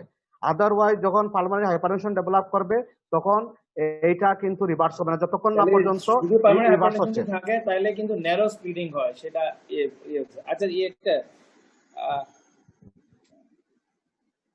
আমার প্রেজেন্টেশন বাকি স্যার। হ্যাঁ, এটা সবচেয়ে ইম্পর্টেন্ট জায়গাটা এখানে আছে। তারপরে যে ইনভেস্টিগেশন নিয়ে তো অনেক কোয়েশ্চন আছে এইগুলাতে। আমার একটা কোয়েশ্চেন স্যার, স্যার আমি একটা কোয়েশ্চেন করতে যাচ্ছি, এটা হচ্ছে যে এটা আমরা গত পরীক্ষায় ফেস করছি, এটা আহাদ ভাই মনে ফেস করছে। What about apex beat in ASD? Apex beat এখানে ইউজুয়ালি নরমাল থাকতে পারে। We know that apex beat is shifted to downwards and laterally, কিন্তু ওয়াদুদ স্যার কিন্তু এটা নরমালি শুনতে চায় যে অ্যাপেক্স বিট। এই প্রশান্ত, হ্যাঁ এখানে এই যে হিমোডাইনামিক চেঞ্জটা এই কারণে আমরা জানতে চাই। সেকেন্ড টার্মে হিমোডাইনামিক এলবির উপরে কোনো হিমোডাইনামিক চেঞ্জ আছে? নাই। তাইলে অ্যাপেক্স কেন শিফট হবে? স্যার এখানে আরবিএইচ হলে লেফটে যেতে পারে। তুমি যে বলতেছো যে হইলে আরবি হইলে, আরবি এত বড় হইতে হবে যে ওইটাকে গিয়ে আরবি এত বড় হইতে হবে রোটেট করে গিয়ে অ্যাপেক্স তৈরি করতে হবে। ঠিক আছে, এটা আনইউজুয়াল। কিন্তু যদি প্রিমাম থাকে, সেকেন্ডটা এসডি প্রিমাম থাকে, তাইলে অ্যাপেক্স শিফট হবে, প্রথম থেকে অ্যাপেক্স শিফট হবে, কারণ এটা এলবি থেকে ব্লাড লোড পড়ে। ঠিক আছে, ওইখানে হিমোডাইনামিক চেঞ্জ হয় এলবিতে প্রিমিয়ামে, আর সেকেন্ড টার্মে হচ্ছে কি তোমার এলবিতে কোনো কি হয় না, সেটার কারণে অ্যাপেক্স নরমালি থাকবে। আদার ফিচার্স থাকে, এসিতে আদার লিশন থাকে, কিংবা আরবি এত বেশি বড় হয়ে যায় যে আরবি কি অ্যাপেক্স তৈরি করে বা আরবি রোটেট করে ফেলে, সেটা হলো ডিফারেন্ট ইস্যু।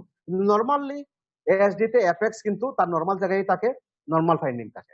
ঠিক আছে প্রশান্ত, একটা কমন কোয়েশ্চন জিজ্ঞেস করি যে হিমোডাইনামিক, বারবার আমরা বলতেছিলাম হিমোডাইনামিক্যালি সিগনিফিকেন্ট, এটা নির্ভর করে ম্যানেজমেন্টের উপরে ক্লিনিক্যাল বেসিস। হিমোডাইনামিক্যালি সিগনিফিকেন্ট বলতে আমরা কি বুঝি? একটা এএসডি পেশেন্ট হিমোডাইনামিক্যালি সিগনিফিকেন্ট বলতেছে, এটা বুঝতেছে বা কি বোঝাতে চাচ্ছ? হিমোডাইনামিক্যালি এএসডি হিমোডাইনামিক্যালি সিগনিফিকেন্ট এর মানেটা কি? স্যার এর মানে হচ্ছে স্যার যখন আমরা স্যার কিউপি কিউএস রেশিও বের করব স্যার, যখন কিউপি কিউএস রেশিও মোর দেন 1.5:1 হবে তখন এটাকে ধরে নেওয়া হয় হিমোডাইনামিক্যালি সিগনিফিকেন্ট এএসডি স্যার। তুমি তো কিউপি রেশিও ঠিক আছে, এটা একটা কম্পোনেন্ট, এটা তো অনেক পরে পাচ্ছ। পেশেন্ট যদি সিম্পটোমেটিক থাকে, পেশেন্ট যদি দেখো আরবি ডাইলেটেড হয়, আর যদি কিউপি রেশিও 1.5:1 যদি হয়, এই তিনটা জিনিস থাকলে এটাকে বলে haemodynamic significant.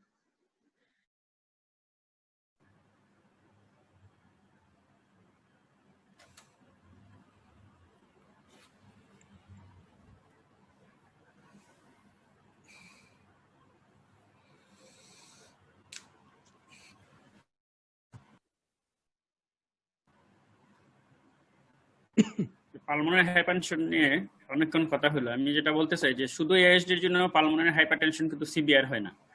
CBR pulmonary hypertension থাকলে আপনারা প্রাইমারি পালমোনারি হাইপারটেনশন বা এগুলা P2 লাউড, এই জন্য এএসডির ফিচার সবই বলবেন, সাথে পালমোনারি হাইপারটেনশনের ফিচার বলবেন এবং ব্যাখ্যা দিবেন যে এটা আদার কোনো কজের জন্য।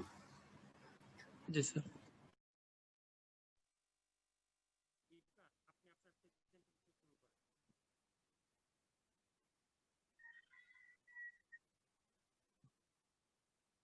আমাকে সরি,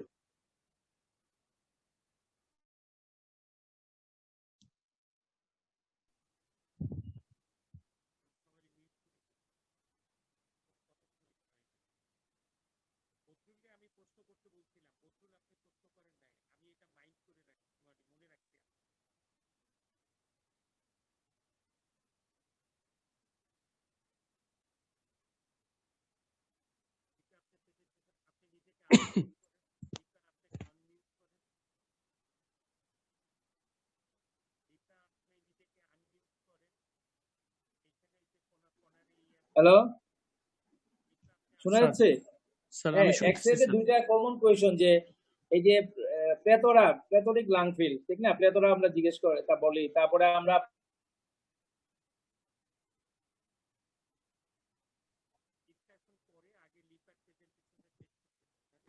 শোয়েব ভাই যেহেতু প্রসঙ্গ উঠাইছে, এক্সরেতে আপনাদের পালমোনারি আর্টেরিয়াল হাইপারটেনশন এবং পালমোনারি ভেনাস হাইপারটেনশন দুইটা কিভাবে এক্সরেতে পার্থক্য করবেন এটা অবশ্যই জানতে হবে। আর একটা উনি এটা তো যেটা বলছেন প্লেথরিক এবং এটা লিগেমিক শপথ জানে এটা, এবং এটাতে এটা দিয়ে লুটেনবেকারও আলাদা করা যাবে এই কোয়েশ্চেনের আনসার দিয়ে। একটা নরমাল এএসডি পেশেন্টের এক্সরে ফাইন্ডিং কি স্যার? একটা নরমাল এএসডি, জি স্যার। স্যার এসডি পেশেন্টে স্যার আমরা মাইল্ড টু মডারেট কার্ডিওমেগালি পাওয়া যেতে পারে স্যার। তারপরে লেফট হার্ট বডিতে স্ট্রেনিং হতে পারে। তারপর sir fullness of pulmonary conus, তারপর sir plethoric lung field, enlarged vascular pulmonary vascular marking, and lower lobe diversion, lower lobe diversion. এটা হচ্ছে কি প্লেথোরিক লাং ফিল বলতে কি বুঝছো তুমি?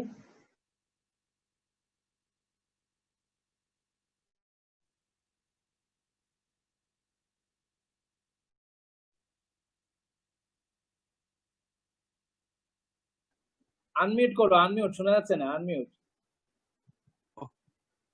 স্যার যখন এক্সরে কে আমরা স্যার রেডিওলজিক্যালি তিনটা জোনে ভাগ করি sir, medial zone, middle zone আর ল্যাটারাল জোন।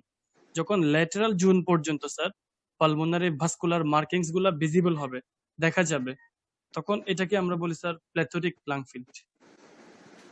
যখন মানে ব্লাড সাপ্লাই গুলো ল্যাটারাল জোন পর্যন্ত দেখা যাবে স্যার। এই যে শোকত স্যার, এই যে প্লেথোরিক লাং ফিল্ড পাইলা, জি স্যার। হ্যাঁ, এই প্লেথোরিক লাং ফিল্ড মানে বোঝা যায় যে পেশেন্টে সিমটোমেটিক। জি স্যার। হ্যাঁ, তার মানে সেই পরিমাণ কিউআর তোমার রেশিওটা যখন বাড়ে তখন প্লেথোরিক লাং ফিল্ড পাওয়া যায়। 1.5 তখনই প্লেথোরিক লাং ফিল্ড পাওয়া যায়। জি স্যার। আর এই আরেকটা পেশেন্টের এক্সরে পাইলা, এক্সরে দিয়ে কিন্তু পেশেন্টের এটা কি পেশেন্টকে আমরা কি ট্রিটমেন্ট করব? এটা কি সার্জারি করব না পেশেন্টে আমরা সার্জারি করব না? এই আমরা এক্সরে দিয়ে বুঝতে পারবো পেশেন্টের। স্যার যদি প্রোনিং থাকে, প্রোনিং মানে এসএর মধ্যে সিনড্রোম ডেভেলপ হয়ে গেছে, প্রোনিং বলতে কি বুঝো? স্যার প্রোনিং মানে হচ্ছে স্যার আসলে অ্যাকচুয়ালি কাটিং। যখন স্যার পালমোনারি আর্টারি গুলা শুধু মিডিয়াল 1/3 দেখা যাবে, এরপর নরমাল ভাস্কুলারিটি থাকবে, মানে আগের মতো এক্সটেন্ডেড ভাস্কুলার পেরিফেরিতে যাবে, নরমাল মানে মিডজোন বন্ধ থাকবে এবং হঠাৎ করে কাটিং, পালমোনারি হাইলার লিজনে পালমোনারি আর্টারিটা ডাইলেটেড থাকবে এবং শার্পলি তোমার রিডিউস হয়ে যাবে, শার্পলি কাটিং হয়ে যাবে। একটা পালমোনারি আর্টারি ডাইলেটেড, হ্যাঁ, আমরা বুঝবো কিভাবে বুঝবো পালমোনারি ডাইলেটেড এক্সরেতে? স্যার পালমোনারি আর্টারি ডাইলেটেড বুঝবো স্যার আমরা ওই যে ট্রাকিয়াল যে শেডোটা আছে স্যার, ওটার সাথে কম্পেয়ার করে স্যার আমরা মানে বুঝতে পারবো যে কি পালমোনারি আর্টারি ডাইলেটেড কিনা। পালমোনারি আর্টারি নরমাল হচ্ছে কিন্তু আমরা মাপি যদি মেল ফিমেলের আলাদা আছে মিলিমিটার, ফিমেলে 14 মিলিমিটারের যদি বেশি হয় আর মেলে যদি 60 মিলিমিটারের বেশি যদি হয়, হাইলার রিজিয়নে যদি মেইন পালমোনারি ট্রাঙ্কটা যদি একটু বেশি ডাইলেটেড হয় এই জিনিসটা। আর স্যার এক্সরেতে স্যার আমরা যে ট্রাকিয়াল শেডোর সাথে কম্পেয়ার করে, হ্যাঁ, তাহলে ওটা ট্রাকিয়াল সাইজে তোমার তাহলে এতটুকু এক একজনের থাকে, কিন্তু ওই যে মিলিমিটার দিয়েছে 14 and 16 মেল ফিমেলে তোমার এটাতে আছে। জি স্যার। এক্স এতে আরেকটা তোমার যে কি আমরা যদি পাই এটা সাইনাস ভেন্সার টাইপের যদি আমরা এসডি পাই এক্স থেকেও কিন্তু আমরা বুঝতে পারি এসডি তে কিভাবে বুঝতে পারি আমরা কোনটাতে sir? Sinus venosus sir. Hello, X দিয়েও কিন্তু বোঝা যাইতে পারে আমরা ক্লু এটা কোন টাইপের এসডি এক্স থেকেও আমরা বুঝতে পারি কিন্তু। জি স্যার। স্যার ওই যে সাইনাস ভেনুসাস যেটা বললেন স্যার, ওটা হচ্ছে অনেক সময় এটার সাথে অ্যাসোসিয়েটেড পিএলএস বেশি থাকে স্যার। যখন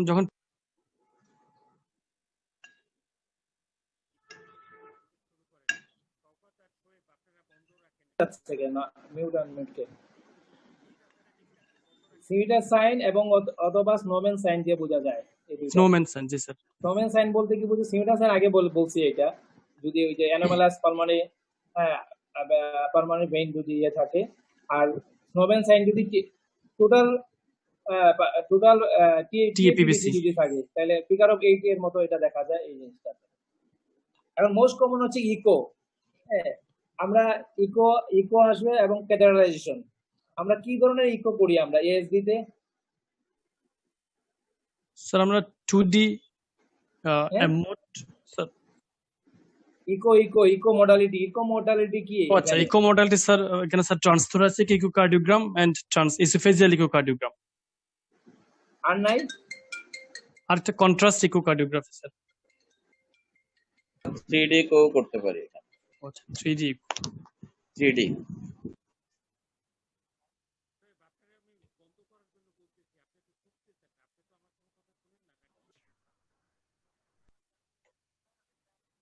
এই লিপা তুমি মিনিমাইজ করো তোমারটা, তুমি ইয়ে করো ওই যে মাইনাস সাইনে দাও, মাইনাস সাইন।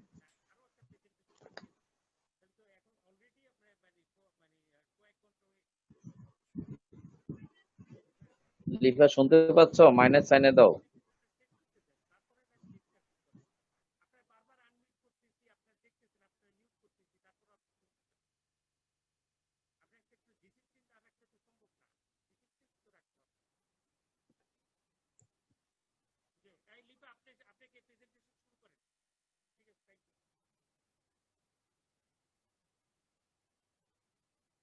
স্লাইড অন করো, তোমার যেখানে প্রেজেন্টেশন আছে। এটা ধরিও না লিপা, এটাকে মিনিমাইজ করে রাখো, ধরিও না।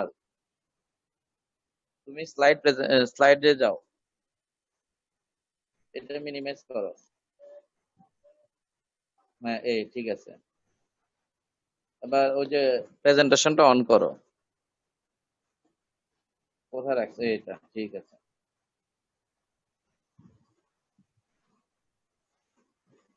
এনলার্জ করো, বড় বক্সে দাও এনলার্জ। ওকে ঠিক আছে। তো স্যার থেকে পারমিশন নাও।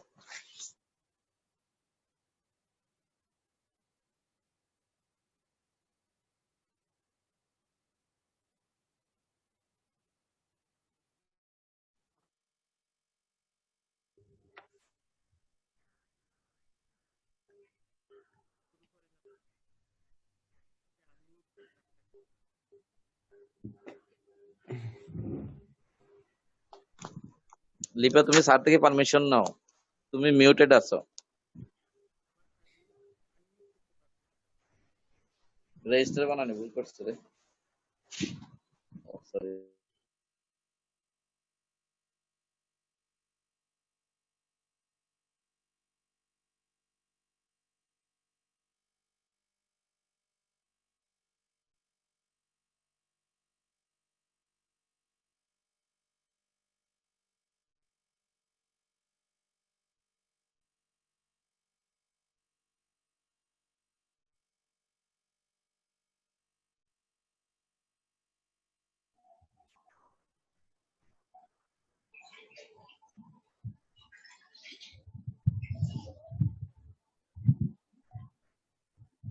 স্যার শুনতে পাচ্ছেন? হ্যালো, হ্যাঁ শোনা যাচ্ছে। হ্যাঁ শোনা যাচ্ছে, শুরু করো অনেক দেরি হয়ে গেছে। শোনা যাচ্ছে।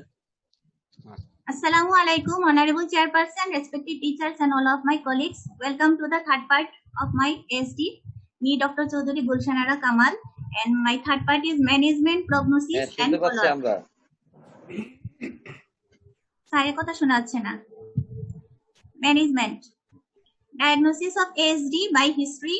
Before management, we have to do diagnosis of ASD by history, clinical examination and investigation. Patient with small ASD, তোমার ছবিটা যাচ্ছে না কেন? And normal RBCs are generally asymptomatic and require no therapy but need long time follow-up. দেখা যাচ্ছে? পাচ্ছি আমরা। দেখা যাচ্ছে? তোমার ছবিটা হ্যাঁ। সরাও।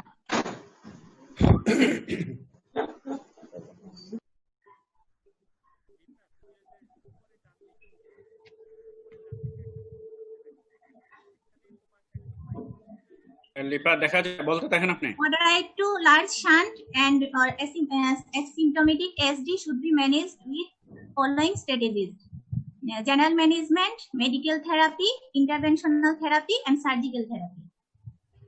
General management, that is counseling and avoid strenuous exercise. Medical management, aim to reduce volume overload and strengthen the function of heart muscle, that is diuretics, relieve volume overload, congestive symptoms, and pulmonary condition. Digoxin helps to strengthen heart muscle. Afterload reducer and treatment of RTI and appropriate anti-arrhythmic drugs if necessary and anticoagulation. Interventional management, first performed on 1976 by Mills and King. No surgical method of ASD, second term closure. Clinical course achieved in 80% patient and it improves functional status whatever the age. Indication, that is only for SD second term, size of SD defect more than 5 mm to less than 40 mm, class 1 indication. Chest diameter less than 36 to less than 40 mm. Educate rim size more than 5 mm, class 1 indication. Hemodynamically significant SD, that is QP-QS ratio more than 1.5:1, class 1 indication. SD with right RV volume overload, that is class 1 indication. SD with documented embolism, class 2B indication. For patient with pulmonary hypertension, class 2B indication. Pulmonary artery pressure more than 2/3 of systolic arterial pressure or pulmonary arterial resistance more than 2/3 of systemic arterial resistance, or evidence of pulmonary artery reactivity when challenged with pulmonary vasodilator. Varieties of ASD device: M+ device occluder, helix occluder, clamshell device, butterfly device, and the long-term outcome of device closure using M+ septal occluder are excellent as evidence, but no death and minimal complication in 251 patients followed for 6.5 years after ASD closure. This is the M+ septal occluder. This is the mechanism of ASD closure, device closure. Now, complication of device closure occurs in less than 1% of patients. Short-term complication, device embolization, aortic root or atrial perforation, cardiac tamponade. Mid and long-term complications, thrombus formation, device erosion, atrial arrhythmia, and infective endocarditis. Benefit of device closure. Transcatheter device closure compares favorably with surgical closure in terms of efficacy and is associated with shorter hospital stays and fewer post-procedural complications. Surgical management. Direct closure of ASD if small defect and glutaraldehyde treated patch or PTFE if large defect. Done by midline sternotomy.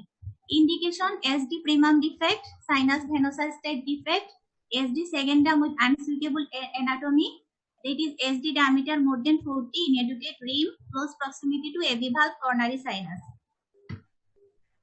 Closure of small defect in ASD less than 1 cm in asymptomatic patient is controversial.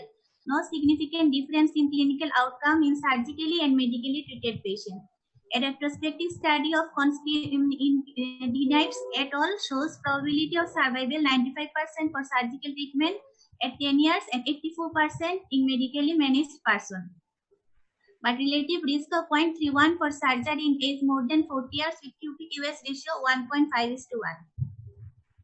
Surgically mortality rate is less than 1% in surgical treatment, and surgical closure improves functional status and improves survival rate. It also improves congestive heart failure.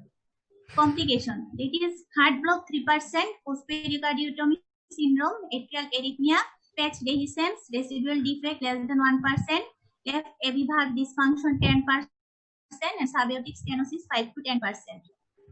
A prospective randomized study by Epic et al. Of surgical versus medical management of the ASD in 241 patients older than 40 years of age did not demonstrate similar survival advantage over 7 years of median follow-up.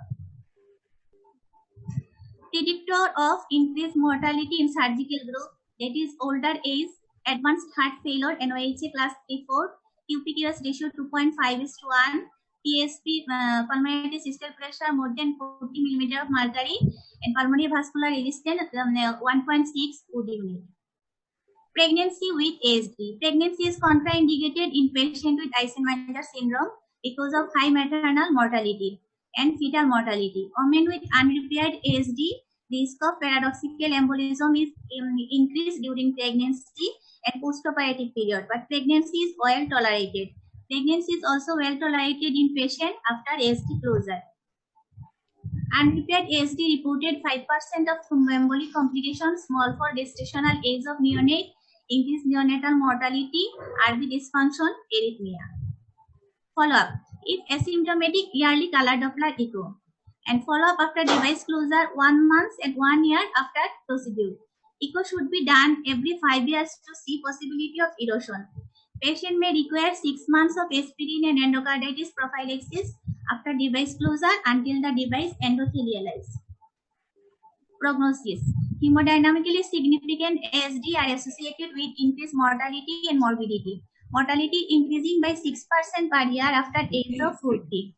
Large ASD causes RV volume overload, which is well tolerated for first 2 decades.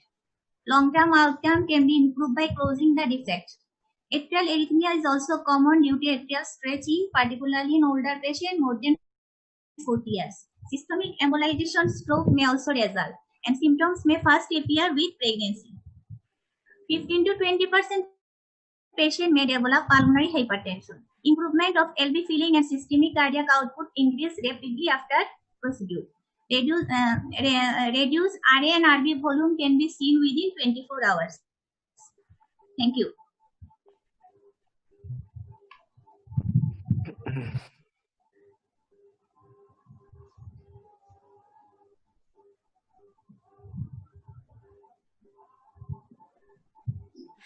Sir শোনা যাচ্ছে? হ্যাঁ, আমরা শুনছি।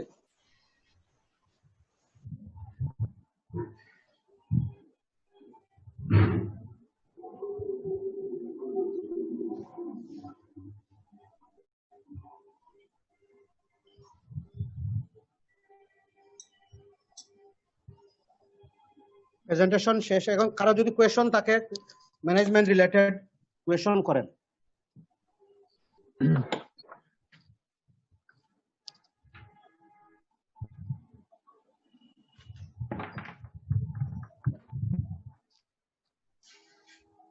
সবাই কি শুনতে পাচ্ছেন নাকি?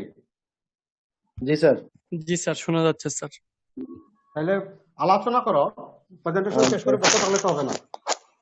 Thank you, Dr. Lipa, for your nice presentation. I want to ask you that device closure, about device closure. Device closure, what are the indication of device closure? You say that ASD secondum with adequate rim, and I want to know what are the size of rim? Size of rim more than 5 mm at least হতে হবে।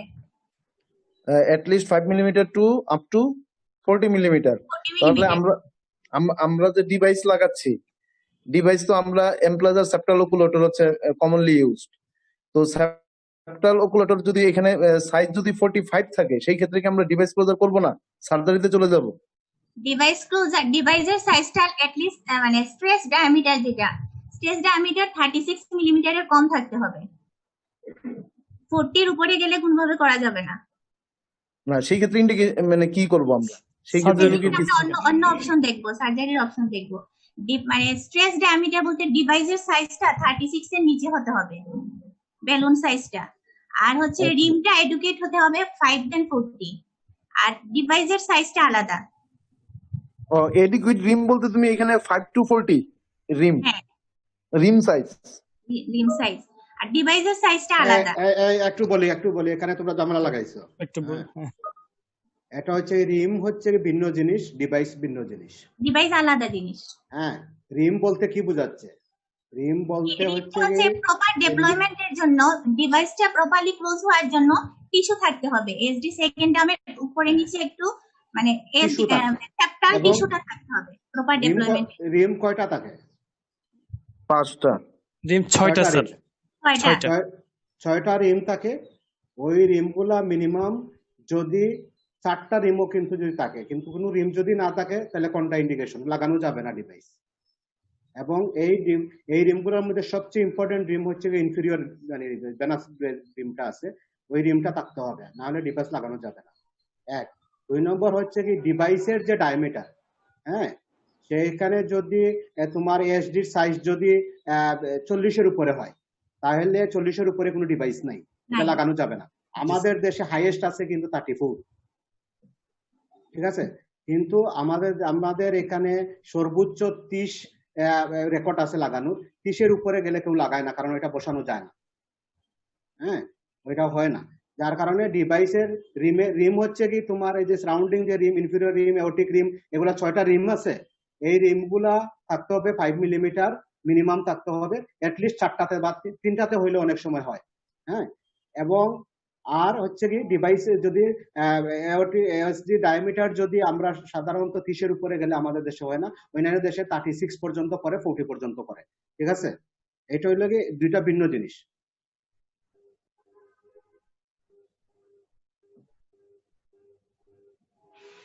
Thank you sir. জি, লিপাপু একটা question ছিল আমার। আচ্ছা, ওই যে মানে ডিভাইস ক্লোজারের কন্ট্রাইন্ডিকেশন গুলো যদি একটু বলতেন। আপনি ইন্ডিকেশন বলছেন আমাদেরকে। ডিভাইস ক্লোজার তো অনলি এসডি সেকেন্ড ডামের ক্ষেত্রে করব, কিন্তু হচ্ছে কন্ট্রাইন্ডিকেশন বলতে হচ্ছে এসডি প্রাইমাম, সাইনাস ভেনোসাস ডিফেক্ট এগুলোর ক্ষেত্রে করা যাবে না। প্লাস এসডি সেকেন্ড ডামটা যদি হচ্ছে আনসুইটেবল অ্যানাটমি থাকে বা করোনারি সাইনাসের আশেপাশে থাকে, ভালভ যদি ভালভের আশেপাশে যদি থাকে, সেক্ষেত্রে হচ্ছে এসডি সেকেন্ড ডামের ক্ষেত্রেও আমরা ডিভাইস ক্লোজার করতে পারবো না, সেক্ষেত্রে সার্জারি করতে হবে। সাইনাস ভেনোসাস ডিফেক্ট, এখানে আরেকটা জিনিস বলে রাখি, রিমটা দেখার জন্য ইসোফেজিয়াল ইটিটি, হ্যাঁ, ট্রান্স ইসোফেজিয়াল ইটিটি হলো ম্যান্ডেটরি। ডিভাইসে ক্লোজার আগে এই রিমগুলা দেখতে হলে ট্রান্স ইসোফেজিয়াল ইকো লাগবে, কি লাগবে। এসডি উইথ পালমোনারি হাইপারটেনশন যদি কেস হয় তাহলে আমরা শর্টলি ম্যানেজমেন্টটা কিভাবে বলবো? লিপা এএসডি উইথ পালমোনারি হাইপারটেনশনের ম্যানেজমেন্ট কি করবে? লিপা কোশ্চেন বুঝেন নাই, pulmonary hypertension ASD in short management. ASD with pulmonary হাইপারটেনশনের ক্ষেত্রে যে আমরা যদি কিউপি/কিউএস রেশিওটা দেখবো, কিউপি/কিউএস রেশিওটা যদি 1.6 এর কম হয়, সেক্ষেত্রে হচ্ছে আমরা ডিভাইস ক্লোজার করতে পারবো অথবা সার্জিক্যাল ম্যানেজমেন্ট করতে পারবো। কিন্তু আবার অনেক ক্ষেত্রে যদি পালমোনারি হাইপারটেনশনটা সিভিয়ার হয়, সেক্ষেত্রে আছে আমরা ভ্যাসোরিঅ্যাক্টিভ টেস্টটা দেখবো। ভ্যাসোরিঅ্যাক্টিভ টেস্টে যদি হচ্ছে হাইপারটেনশন, পালমোনারি হাইপারটেনশনটা হচ্ছে ভ্যাসোডাইলেটর যদি মানে কাজ করে, সেক্ষেত্রে 7 উড ইউনিটের নিচে আসলেও আমরা ডিভাইস ক্লোজার করতে পারি অথবা সার্জিক্যাল ম্যানেজমেন্ট করতে পারি। আর এর চাইতে বেশি হলে হচ্ছে আমরা মেডিকেল ট্রিটমেন্ট দিব। আপনি শর্টে বললে আপনি বলে দিবেন management of pulmonary hypertension. Management depends on the level of pulmonary hypertension. If it is severe, moderate to severe, then it should be treated medically. If mild to moderate cases where there is suitability for the repair, it can be repaired either by intervention or by surgery. সংক্ষেপে যদি বলতে বলে তখন ভিতরে question করলে আপনি ভিতরে থেকে কত ইউনিট দেবেন, রিভার্সিবিলিটি টেস্ট কি করবেন, 100% অক্সিজেন দেবেন, পালমোনারি আর্টারি প্রেসার পড়বে, এগুলো পরে জিজ্ঞাসা করলে পরে বলবেন, উত্তর এভাবে আসবে। স্যার আমার একটা কোশ্চেন আছে, বলেন তাকে। স্যার এই যে লিপার কাছে শুনেন, প্রত্যেক মানে ইসে করার পরে তার 5 মিনিটের বেশি কোশ্চেন করতে টাইম দেওয়া যাবে না, এরপর স্যাররা কথা বলবে। স্টুডেন্টরা 5 মিনিট, স্যাররা বাকি 5 minute, 10 minute. What is the prognosis of অনন্তকাল ASD ধরে with শুনুন, treatment? অনন্তকাল ধরে কোনো ডিসকাশন চলবে না, যে বলেন তাড়াতাড়ি। What is the prognosis of ASD with treatment? Prognosis of ASD with treatment is good. That is, if it is asymptomatic, কোনো ট্রিটমেন্ট ছাড়াই হচ্ছে অনলি ফলো আপের মাধ্যমে ভালো থাকবে। আর যদি সিমটোমেটিক হয় এবং হিমোডাইনামিক্যালি সিগনিফিকেন্ট হয়, সেক্ষেত্রে হচ্ছে রিপেয়ার্ড এএসডি হচ্ছে প্রগনোসিস গুড, যদি কোনো কমপ্লিকেশন না থাকে। Are you satisfied? কে যে প্রশ্ন করছে কে? স্যার আমি তৌফিক স্যার। প্রশ্ন করছে তৌফিক? জি স্যার। হ্যাঁ, বলেন আপনি আর স্যাটিসফাইড কিনা, বা আপনি কিছু যদি কম আমাদের অ্যাড করতে চান তাহলে বলেন। না স্যার, অ্যাড করতে চাই না স্যার। না, ভয় পাওয়ার কিছু নাই তো। প্রসঙ্গ নাই, ও যেটা বলছে স্যার অ্যাসিম্পটোমেটিক, ওরা জিজ্ঞেস করছে ট্রিটমেন্টের প্রগনোসিস। ও অ্যাসিম্পটোমেটিক থাকলে ট্রিটমেন্ট লাগবে না, এই কথা বললে তো স্যাররা খেপে যাবে। আপনি ট্রিটমেন্টের প্রগনোসিস ভালো বইলা শেষ, এরপরে উদাহরণ দিতে পারেন। মানে prognosis with treatment, medical treatment, surgical treatment, intervention treatment, কোন ট্রিটমেন্ট ভাগ করতে হবে আপনার। একটা কোশ্চেন কিন্তু ওরে কেউ করেন নাই, যে মানে স্মল এএসডি ও মানে হাস্টে এখন যেটা আসছে লেস দ্যান 1 মিলিমিটার যদি স্মল এএসডি থাকে তাহলে এটার মেডিকেলি ফলো আপ করতে বলছে, যে এটা মানে যদি pulmonary hypertension, right sided volume overload develop না করে তাহলে এই সমস্ত রোগীর অপারেশন 25 বছর পর্যন্ত ফলো আপ করে দেখছে যে দুই গ্রুপের মধ্যে সার্জিক্যালি ট্রিটেড এবং মেডিকেলি ট্রিটেড গ্রুপের মধ্যে কোনো পার্থক্য নাই। এই জন্য এই ধরনের এএসডি কে ফলো আপ করা যাইতে পারে। এটা এক ধরনের একটা কনফারেন্স মানে ইনফারেন্সের মতো আসছে, কিন্তু ম্যাক্সিমাম ক্লিনিক্যাল কার্ডিওলজিস্ট এবং ইন্টারভেনশন কার্ডিওলজিস্ট কেউ মানে না, যে তারা বলে যে when ASD is diagnosed it should be closed at preschool age, at the age of 4 এটা ক্লোজ করে দিতে হবে, কারণ দীর্ঘদিন থাকলে তার হলো যে রাইট সাইডের ভলিউম ওভারলোড, প্রেসার ওভারলোড এবং অ্যারিথমিয়া ডেভেলপ করে, প্যারাডক্সিক্যাল এম্বোলিজমের চান্স যেটা বেশি থাকে, সেই জন্য এএসডি ক্লোজ করতে হবে। এটা এখনো ম্যাক্সিমাম মানে কার্ডিওলজিস্ট মনে করে, এবং once it is diagnosed in case of ASD it should be closed. আপনি যখন ম্যানেজমেন্ট জিজ্ঞাসা করবে তখন আপনি বলবেন যে দুইটা থটসই আছে, যে যদি এরকম হেমোডাইনামিক্যালি ইনসিগনিফিকেন্ট থাকে, pulmonary hypertension, right ventricular volume overload না হয়, সেই সমস্ত ক্ষেত্রে একটা অপশন আছে, ফলো আপ করা যেতে পারে উইথ স্ট্রিক্ট সুপারভিশন, সেই ক্ষেত্রে এটা সম্ভব। আর otherwise as there is many chance of every chance of developing right ventricular volume of pressure overload with the consequence of arrhythmia, it should be closed with systemic embolization. এই হলো ম্যানেজমেন্টের ক্ষেত্রে। এরপরে হলো ম্যানেজমেন্ট ইন্টারভেনশন করবেন, surgery করবেন, সেক্ষেত্রে আপনারা যত বলছেন অনেক বেশি বলছেন যে রিম থাকতে হবে, এটা মাস্ট, এটা মনে রাখতে হবে যে যেখানে ডিভাইসটা বসাবে তার চতুর্দিকে একটা সাফিসিয়েন্ট পরিমাণ রিম থাকতে হবে। এখন এই রিমটুক যদি না থাকে তাহলে বসাইতে পারবে না, এবং এটা শুধু এইচডি সেকেন্ডমের বেলায় সম্ভব, অন্য কোনো বেলায় সম্ভব না। আর বাকিগুলো তো অপারেশন করতে হবে, ভালো বলছেন। মানে প্রগনোসিস যদি পেশেন্টের পালমোনারি হাইপারটেনশন অথবা এট্রিয়াল স্ট্রেসিং হয়ে মানে যদি অ্যারিথমিয়া ডেভেলপ করে যায়, যে ওই এ দেখাইছিল প্রথম ওই যে রাসেল প্রথম এটা দেখাইছিল যে যদি ডিপোলারাইজেশন এবং রিফ্র্যাক্টরি পিরিয়ডের চেঞ্জ যদি চলে আসে তাহলে এটা অপারেশন করার পরও এটা পারসিস্ট করতে পারে, অ্যাট্রিয়াল টেকিয়ারিথমিয়া অথবা অ্যাসোসিয়েটেড সিক্স সাইনাস সিনড্রোম হিসাবে এগুলো কিন্তু অ্যাসোসিয়েশন থাকলে এগুলো পারসিস্ট করতে পারে। কাজেই মানে খুব মানে যত তাড়াতাড়ি সম্ভব অপারেশন করলে এবং স্ট্রাকচারালি যদি এবং তার যদি অ্যাবনর্মালিটি না ডেভেলপ করে, কন্ডাকশন সিস্টেম বা টিস্যুতে যদি কোনো অ্যাবনর্মালিটি না থাকে, তার প্রগনোসিস খুব গুড। প্রগনোসিস ডিপেন্ড করবে আন্ডারলাইং কন্ডিশনের উপরে, টাইপ অফ পিএইচডির উপরে, এবং আন্ডারলাইং কতটুকু মানে অপারেশনের আগে তার স্ট্রেস হয়েছে তার উপরে। ট্রিটমেন্ট মডালিটির উপর। জি, নেক্সট আর কোশ্চেন করেন, কেউ যদি না করেন তাহলে স্যাররা করবে। স্যার আসসালামু আলাইকুম। হ্যাঁ, হাসান রুল বলেন। জি স্যার, আপনি লাস্ট কোশ্চেন, আর কোশ্চেন নাই, এরপর স্যার দেন। Yes, sir. A parents with a baby having ASD, what is the next chance of next baby having the ASD, and how can we prevent that? লিপাল একটা বাচ্চার HD আছে, তারপরের বাচ্চার HD হইতে পারে কিনা?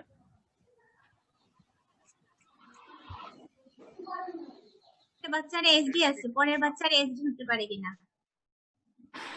এটা তো হচ্ছে কনজেনিটাল ডিজিজ, পরের বেবি স্যার আপনি বলেন। হইতে পারে, হইতে পারে, হইতে পারে না যে এমন কিছু না, হইতে পারে। এখন প্রিভেন্ট করবে কিভাবে? এটা তো জেনেটিক ম্যাটারনাল ফ্যাক্টরগুলো দেখবো, ম্যাটারনাল ডায়াবেটিক আছে কিনা, রুবেলা আছে কিনা, এগুলা প্রপার ম্যানেজমেন্ট করতে হবে স্যার। এনভায়রনমেন্টাল যে ফ্যাক্টর 10 ফ্যাক্টর আছে সেটা মানে ই করা যেতে পারে, কিন্তু জেনেটিক প্রিডিসপোজিশন যেখানে 90% জেনেটিক ট্রিটমেন্ট সম্ভব ছাড়া এটা সম্ভব না। এটা মানে প্রিভেনশন করা মানে আসলে ভার্চুয়ালি ইম্পসিবল। স্যার কত % chance to transmit next baby? এটা পার্সেন্টেজ আমার মনে নাই কতটুকু পার্সেন্টেজ, তবে এটা হয়তো মানে দেখে বলতে হবে বইপত্র যদি কতটুকু থাকে, তবে খুবই নেগলিজেবল এবং রেয়ার। এবং আমি জানি ফ্যামিলিয়াল এইচডি সম্পর্কে, আমার একটা পেশেন্ট আছে সুনামগঞ্জের এক চেয়ারম্যান, সবুজ চেয়ারম্যান, তার পিএইচডি, তার ছেলের এইচ, 2 ছেলের এইচডি, এরকম ভাবে 3 জনের বাপ বেটার এইচডি আছে। বাপে কোনো কিছু করে নাই, কিন্তু ছেলে 2টার ডিভাইস লাগিয়ে নিয়ে আসছে। স্যার ওই ডিভাইসের এইটা কি হবে স্যার? এই ডিভাইসটা কি সবসময় থেকে যাবে না একসময় এটা থেকে যাবে? সবসময় এটা পার্মানেন্টলি এন্ডোথ্যালাইজেশন হয়ে যায়, এবং শুধুমাত্র ইকো করে দেখতে হয় ইয়ারলি টু 5 ইয়ারলি যে তার কোনো মানে ডিসলসমেন্ট আছে কিনা, অথবা যেখানে রিম লাগানো হয়েছে এখান থেকে ইরোশন হয়েছে কিনা, ওকে দেখাইলো লিপটা এখানে। স্টুডেন্টের কোশ্চেন এবার শেষ। স্যাররা বলেন কোন কোন স্যারে আছেন? আর কন্ট্রোভার্সি হয়েছিল কি এখানে, সেই কন্ট্রোভার্সি গুলো শেষ করি। একটা হচ্ছে পালমোনারি হাইপারটেনশনে। পালমোনারি হাইপারটেনশনে মানে এইচডি তে পালমোনারি হাইপারটেনশনে ওয়াইড এবং ফিক্সড স্প্লিটিংটা মেইনটেইন হবে, কিন্তু যদি ভেন্ট্রিকুলার সেপ্টাল ডিফেক্টের সাথে মানে হয় পালমোনারি হাইপারটেনশন হয়, তাহলে সেই ক্ষেত্রে কোনো স্প্লিটিং হবে না। এইটা হলো ডিফারেন্স দুইটার ক্ষেত্রে। এইচডি তে মেইনটেইন করবে wide and fixed splitting. Next সমস্যা হয়েছে হলো সেকেন্ড হার্ট সাউন্ড নিয়ে, সবসময় গন্ডগোল বাজে সেকেন্ড হার্ট সাউন্ড নিয়ে। এখন সেকেন্ড হার্ট সাউন্ডের হলো দুইটা জিনিস, একটা হলো ওয়াইড আর একটা ফিক্সড। ওয়াইড সবাই বুঝেন যে এটা রাইট ভেন্ট্রিকুলার ইজেকশন টাইমটা বেশি হয়, যে জন্য এটা ওয়াইড হয়। ফিক্সড হয় এটা হলো যে সিম্পল, সবকিছু ভুলে যান, কোনো মেকানিজম কিছু বলার দরকার নাই। ফিক্সড হয় কারণ হইতেছে রেসপিরেশনের সময় যে চেঞ্জ হওয়ার কথা, হেমোডাইনামিক্স হওয়ার কথা, সেটা ইনস্পিরেশন এবং এক্সপিরেশনে, ইনস্পিরেশনে বাড়ার কথা, এক্সপিরেশনে কমার কথা, এই দুইটা হয় না। সবকিছু ভুলে যান। ফিক্সড মানে যখনই বলবেন তখন বলবেন যে মানে নর্মালি যে ফেসিক রেসপিরেশনে যে চেঞ্জ হয়, ইনস্পিরেশনে এটা ওয়াইড স্প্লিটিং হয়, এক্সপিরেশনে এটা মানে সাইমালটেনিয়াসলি হয়। এই জিনিসটা এইচডির ক্ষেত্রে হয় না। এইচডি তে at baseline, please remember, at baseline there is splitting of the P2 and A2, এবং এটা রেসপিরেশনে না ইনস্পিরেশনে না এক্সপিরেশনে কোনো চেঞ্জ হয় না। এখন এটা যে ইনস্পিরেশন এবং এক্সপিরেশনে চেঞ্জ হয় না, তার ব্যাখ্যা কিভাবে আছে? ব্যাখ্যা যেটা আছে সেটা হইতেছে ইনস্পিরেশনের সময় আমরা জানি সবাই যে ভলিউম বাড়ে রাইট সাইডে, আর এক্সপিরেশনের সময় ভলিউম কমে। এই এক্সপিরেশনের সময় যে ভলিউম কমে সেটা কম্পেনসেট করে এইচডি দিয়ে। এইচডি দিয়ে সেই ভলিউমটা কম্পেনসেট করার জন্য যে রাইট ভেন্ট্রিকুলার প্রিলোড থাকে, খেয়াল করেন রাইট ভেন্ট্রিকুলার যে প্রিলোড থাকে, আপনারা মানে ভলিউম বলতেছিলেন, আপনারা এটা ভলিউম বললেন না, এন্ডায়াস্টলিক ভলিউম বললেন না, এটা প্রিলোড বললেন আপনারা। বইতে প্রিলোড হিসাবে লেখা আছে, মানে রাইট ভেন্ট্রিকুলার প্রিলোড দুই ক্ষেত্রেই ইনস্পিরেশন এবং এক্সপিরেশনে সেম থাকে। এর জন্য দুই ক্ষেত্রেই right ventricular ejection time same থাকে। এই দুই ক্ষেত্রেই রাইট ভেন্ট্রিকুলার ইজেকশন টাইম ঠিক থাকার জন্য ফিক্সড মানে হয় এইচডি তে, এবং শুধুমাত্র এইচডি সেকেন্ডামের ক্ষেত্রে এটা হয়। রেফারেন্স হাস্ট পেজ 240, আপনারা এখন লিখে রাখেন 240 পৃষ্ঠায় হাস্টের রেফারেন্স হিসাবে এখানে আছে। স্যাররা যা যে এখানে যেভাবে মানে এর চেয়ে ভালো যদি রেফারেন্স কোথাও থেকে পান সেই রেফারেন্স সহ বলবেন যে আমি স্যার যেটা বলছি আমি এখান থেকে বলছি। আর এইচডি আপনার পরীক্ষার সময় পড়বি, এতে কোনো ধরনের ভুল নাই। এইচডি পড়বে ওই যে ক্লিনিক্যাল ফিচার্স দিয়েও মানে পেশেন্ট অ্যাসিম্পটোমেটিক থাকে, আপনার পরীক্ষার সময় দিয়ে দেয় পেশেন্ট আউটডোর থেকে আমরা দিয়ে দিই যে আমাদের চেম্বারের পেশেন্ট কেন আসছেন, না আমার তো কোনো সমস্যা নাই, তখন আপনি বিপদে পড়েন যে কোনো সিমটম নাই কেন পেশেন্ট এখানে এসে। সেই ক্ষেত্রে আপনার যে রুটিন ফলো আপের জন্য পেশেন্ট আসছে, পেশেন্ট এখানে দেখানোর জন্য মেডিকেল বোর্ডে আসছে, আর সিমটম যদি থাকে তাহলে সেক্ষেত্রে মাইল্ড টু মডারেট এক্সরশনে ডিসনিয়া থাকতে পারে, এইরকম একটা সিমটম নিয়ে থাকে। এবং ফিজিক্যাল এক্সামিনেশনের জন্য যে সমস্ত জিনিসগুলো আছে, ইনস্পেকশন, পালপেশন, অসকালটেশন এবং মানে এই 4টা জায়গায় মানে একদম মানে মেটিকুলাসলি ইনস্পেকশনে তেমন কোনো থাকে না, জাস্ট লেফট সাইডে স্লাইড বাউজিং থাকতে পারে, প্রিকর্ডিয়াম নাও থাকতে পারে, আর অ্যাপেক্স বিট নরমাল পজিশনে থাকবে, দ্যাট ইজ দি রুট। যদিও রাইট ভেন্ট্রিকেল যদি খুব ডাইলেট করে ভলিউম ওভারলোড হয়ে যদি এটা বেশি পাম্প করে তাহলে সেই রাইট ভেন্ট্রিকুলার হাইপারট্রফি ডাইলেটেশনের জন্য যদি হয় তাহলে সেটা সেম ইন্টারকস্টাল স্পেসেই থাকবে, বরং একটু আপওয়ার্ডস থাকবে রাইট উপরের দিকে। যেহেতু এটা ডাউনওয়ার্ডস এবং লেফট কখনোই শিফট হবে না আনলেস ইট ইজ মানে associated with left ventricular failure or associated lesions at the left ventricular outflow tract, অথবা মনে করেন এটিএল সেপ্টার সাথে মানে এওরটিক স্টেনোসিস আছে অথবা এওরটিক রিগারজিটেশন আছে, এই দুটো যদি থাকে তাহলে সেই ক্ষেত্রে আপনার এটা শিফট হবে, আদারওয়াইজ আইসোলেটেড এটিএল সেপ্টাল ডিফেক্টে এটা হবে না। এরপরে অসকালটেশন ফার্স্ট হার্ট সাউন্ডের কোনো সমস্যা নেই, first heart sound normal. Second heart সাউন্ডে আপনার wide and fixed splitting of the second heart sound বলবেন। ওয়াইড বলবেন যেহেতু রাইট ভেন্ট্রিকুলার ইজেকশন টাইম বেশি এই জন্য ওয়াইড। ফিক্সড বলবেন যেহেতু আপনার এজ এ উল্টা দিক থেকে বলবেন যে রাইট ভেন্ট্রিকুলারের মানে প্রিলোড বোথ ইনস্পিরেশন এবং এক্সপিরেশন সেম থাকে, যার জন্য রাইট ভেন্ট্রিকুলার ইজেকশন টাইম এটা স্যার দুই ক্ষেত্রেই সমান থাকে। No changes in the right ventricular ejection period. একটু লাইনটাকে একদম মানে রাখবেন। Therefore, the fixed A2 and T2 interval, and there is a lack of significance of respiratory phasic changes both in preload and afterload. দুই ক্ষেত্রে preload এবং আফটারলোডের ক্ষেত্রে কোনো ধরনের চেঞ্জ হয় না।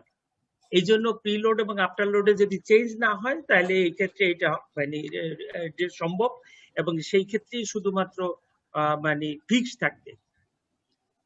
এরপরে মারমারের কথা কতগুলো আছে, মারমার ডিপেন্ড করবে যে এইচডি কত বড় তার উপরে।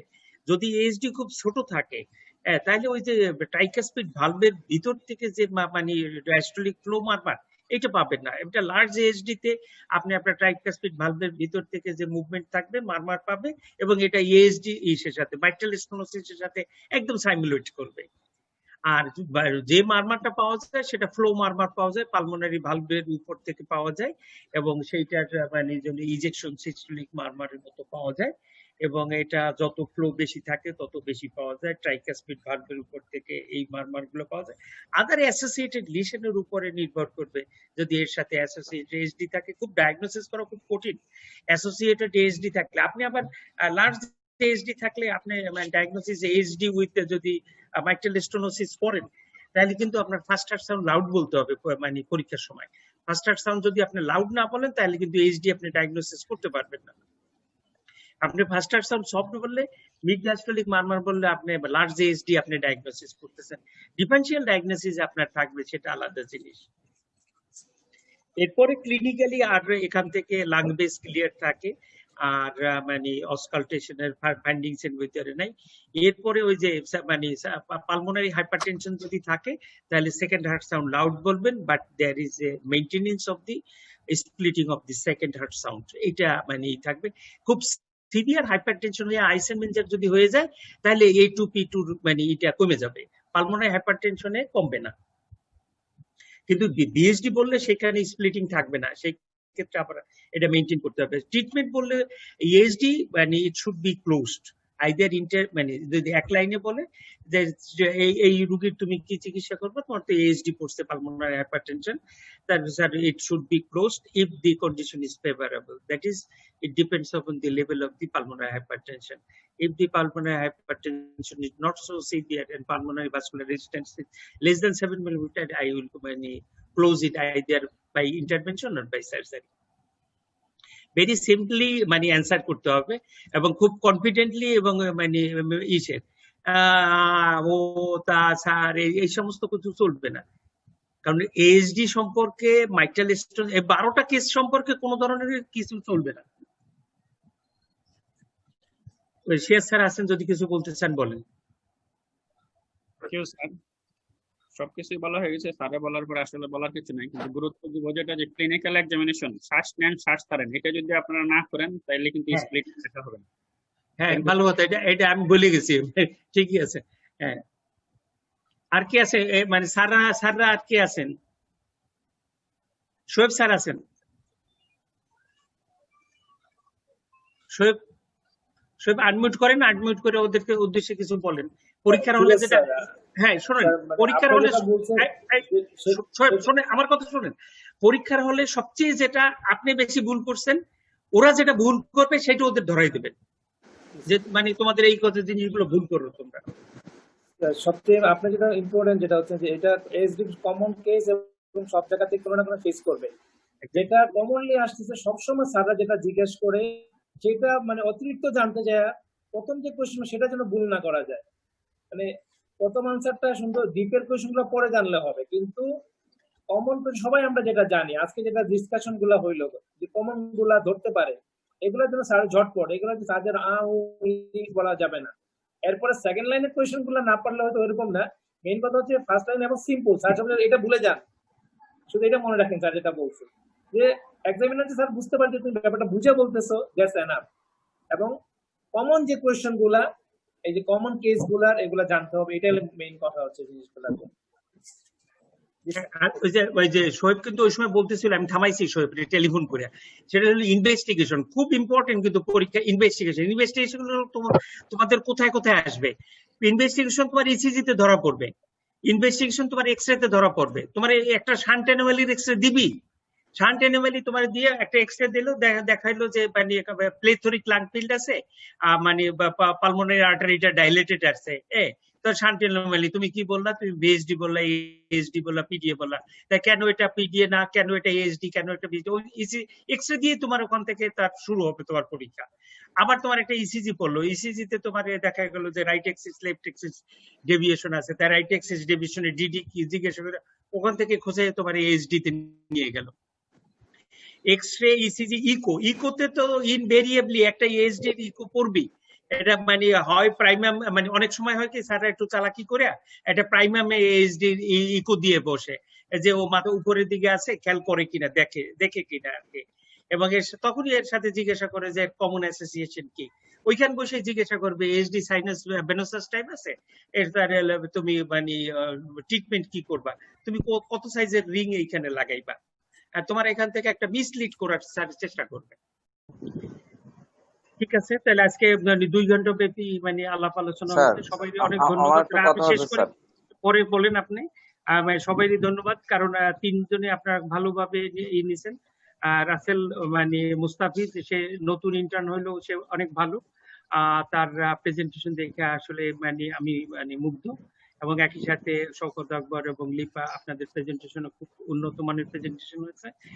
মানে এটা একটু যদি মডারেশন থাকতো, মডারেটরকে যদি আপনি দেখাইতে পারতেন তাহলে আরো একটু সুন্দর হইতো, কিছু কিছু জায়গায় যদি একটু কমানো যাইতো তাহলে এটা আরো মানে ই করতো। এই জন্য ওরা মানে এতটা ডিটেলস বা মানে আছে, এটা থেকে যতটুকু প্রয়োজন ততটুকু নিয়ে নেবেন আপনারা। সবারই ধন্যবাদ জানাই শেষ করতে চাইতেছি। আগামী বৃহস্পতিবার দিন আমরা আবার ভালভুলারে ফিরে যাব। ভালভুলারে আমরা মনে হয় অ্যাওর্টিক স্টেনোসিস দিয়ে দিছি গ্রুপ সি।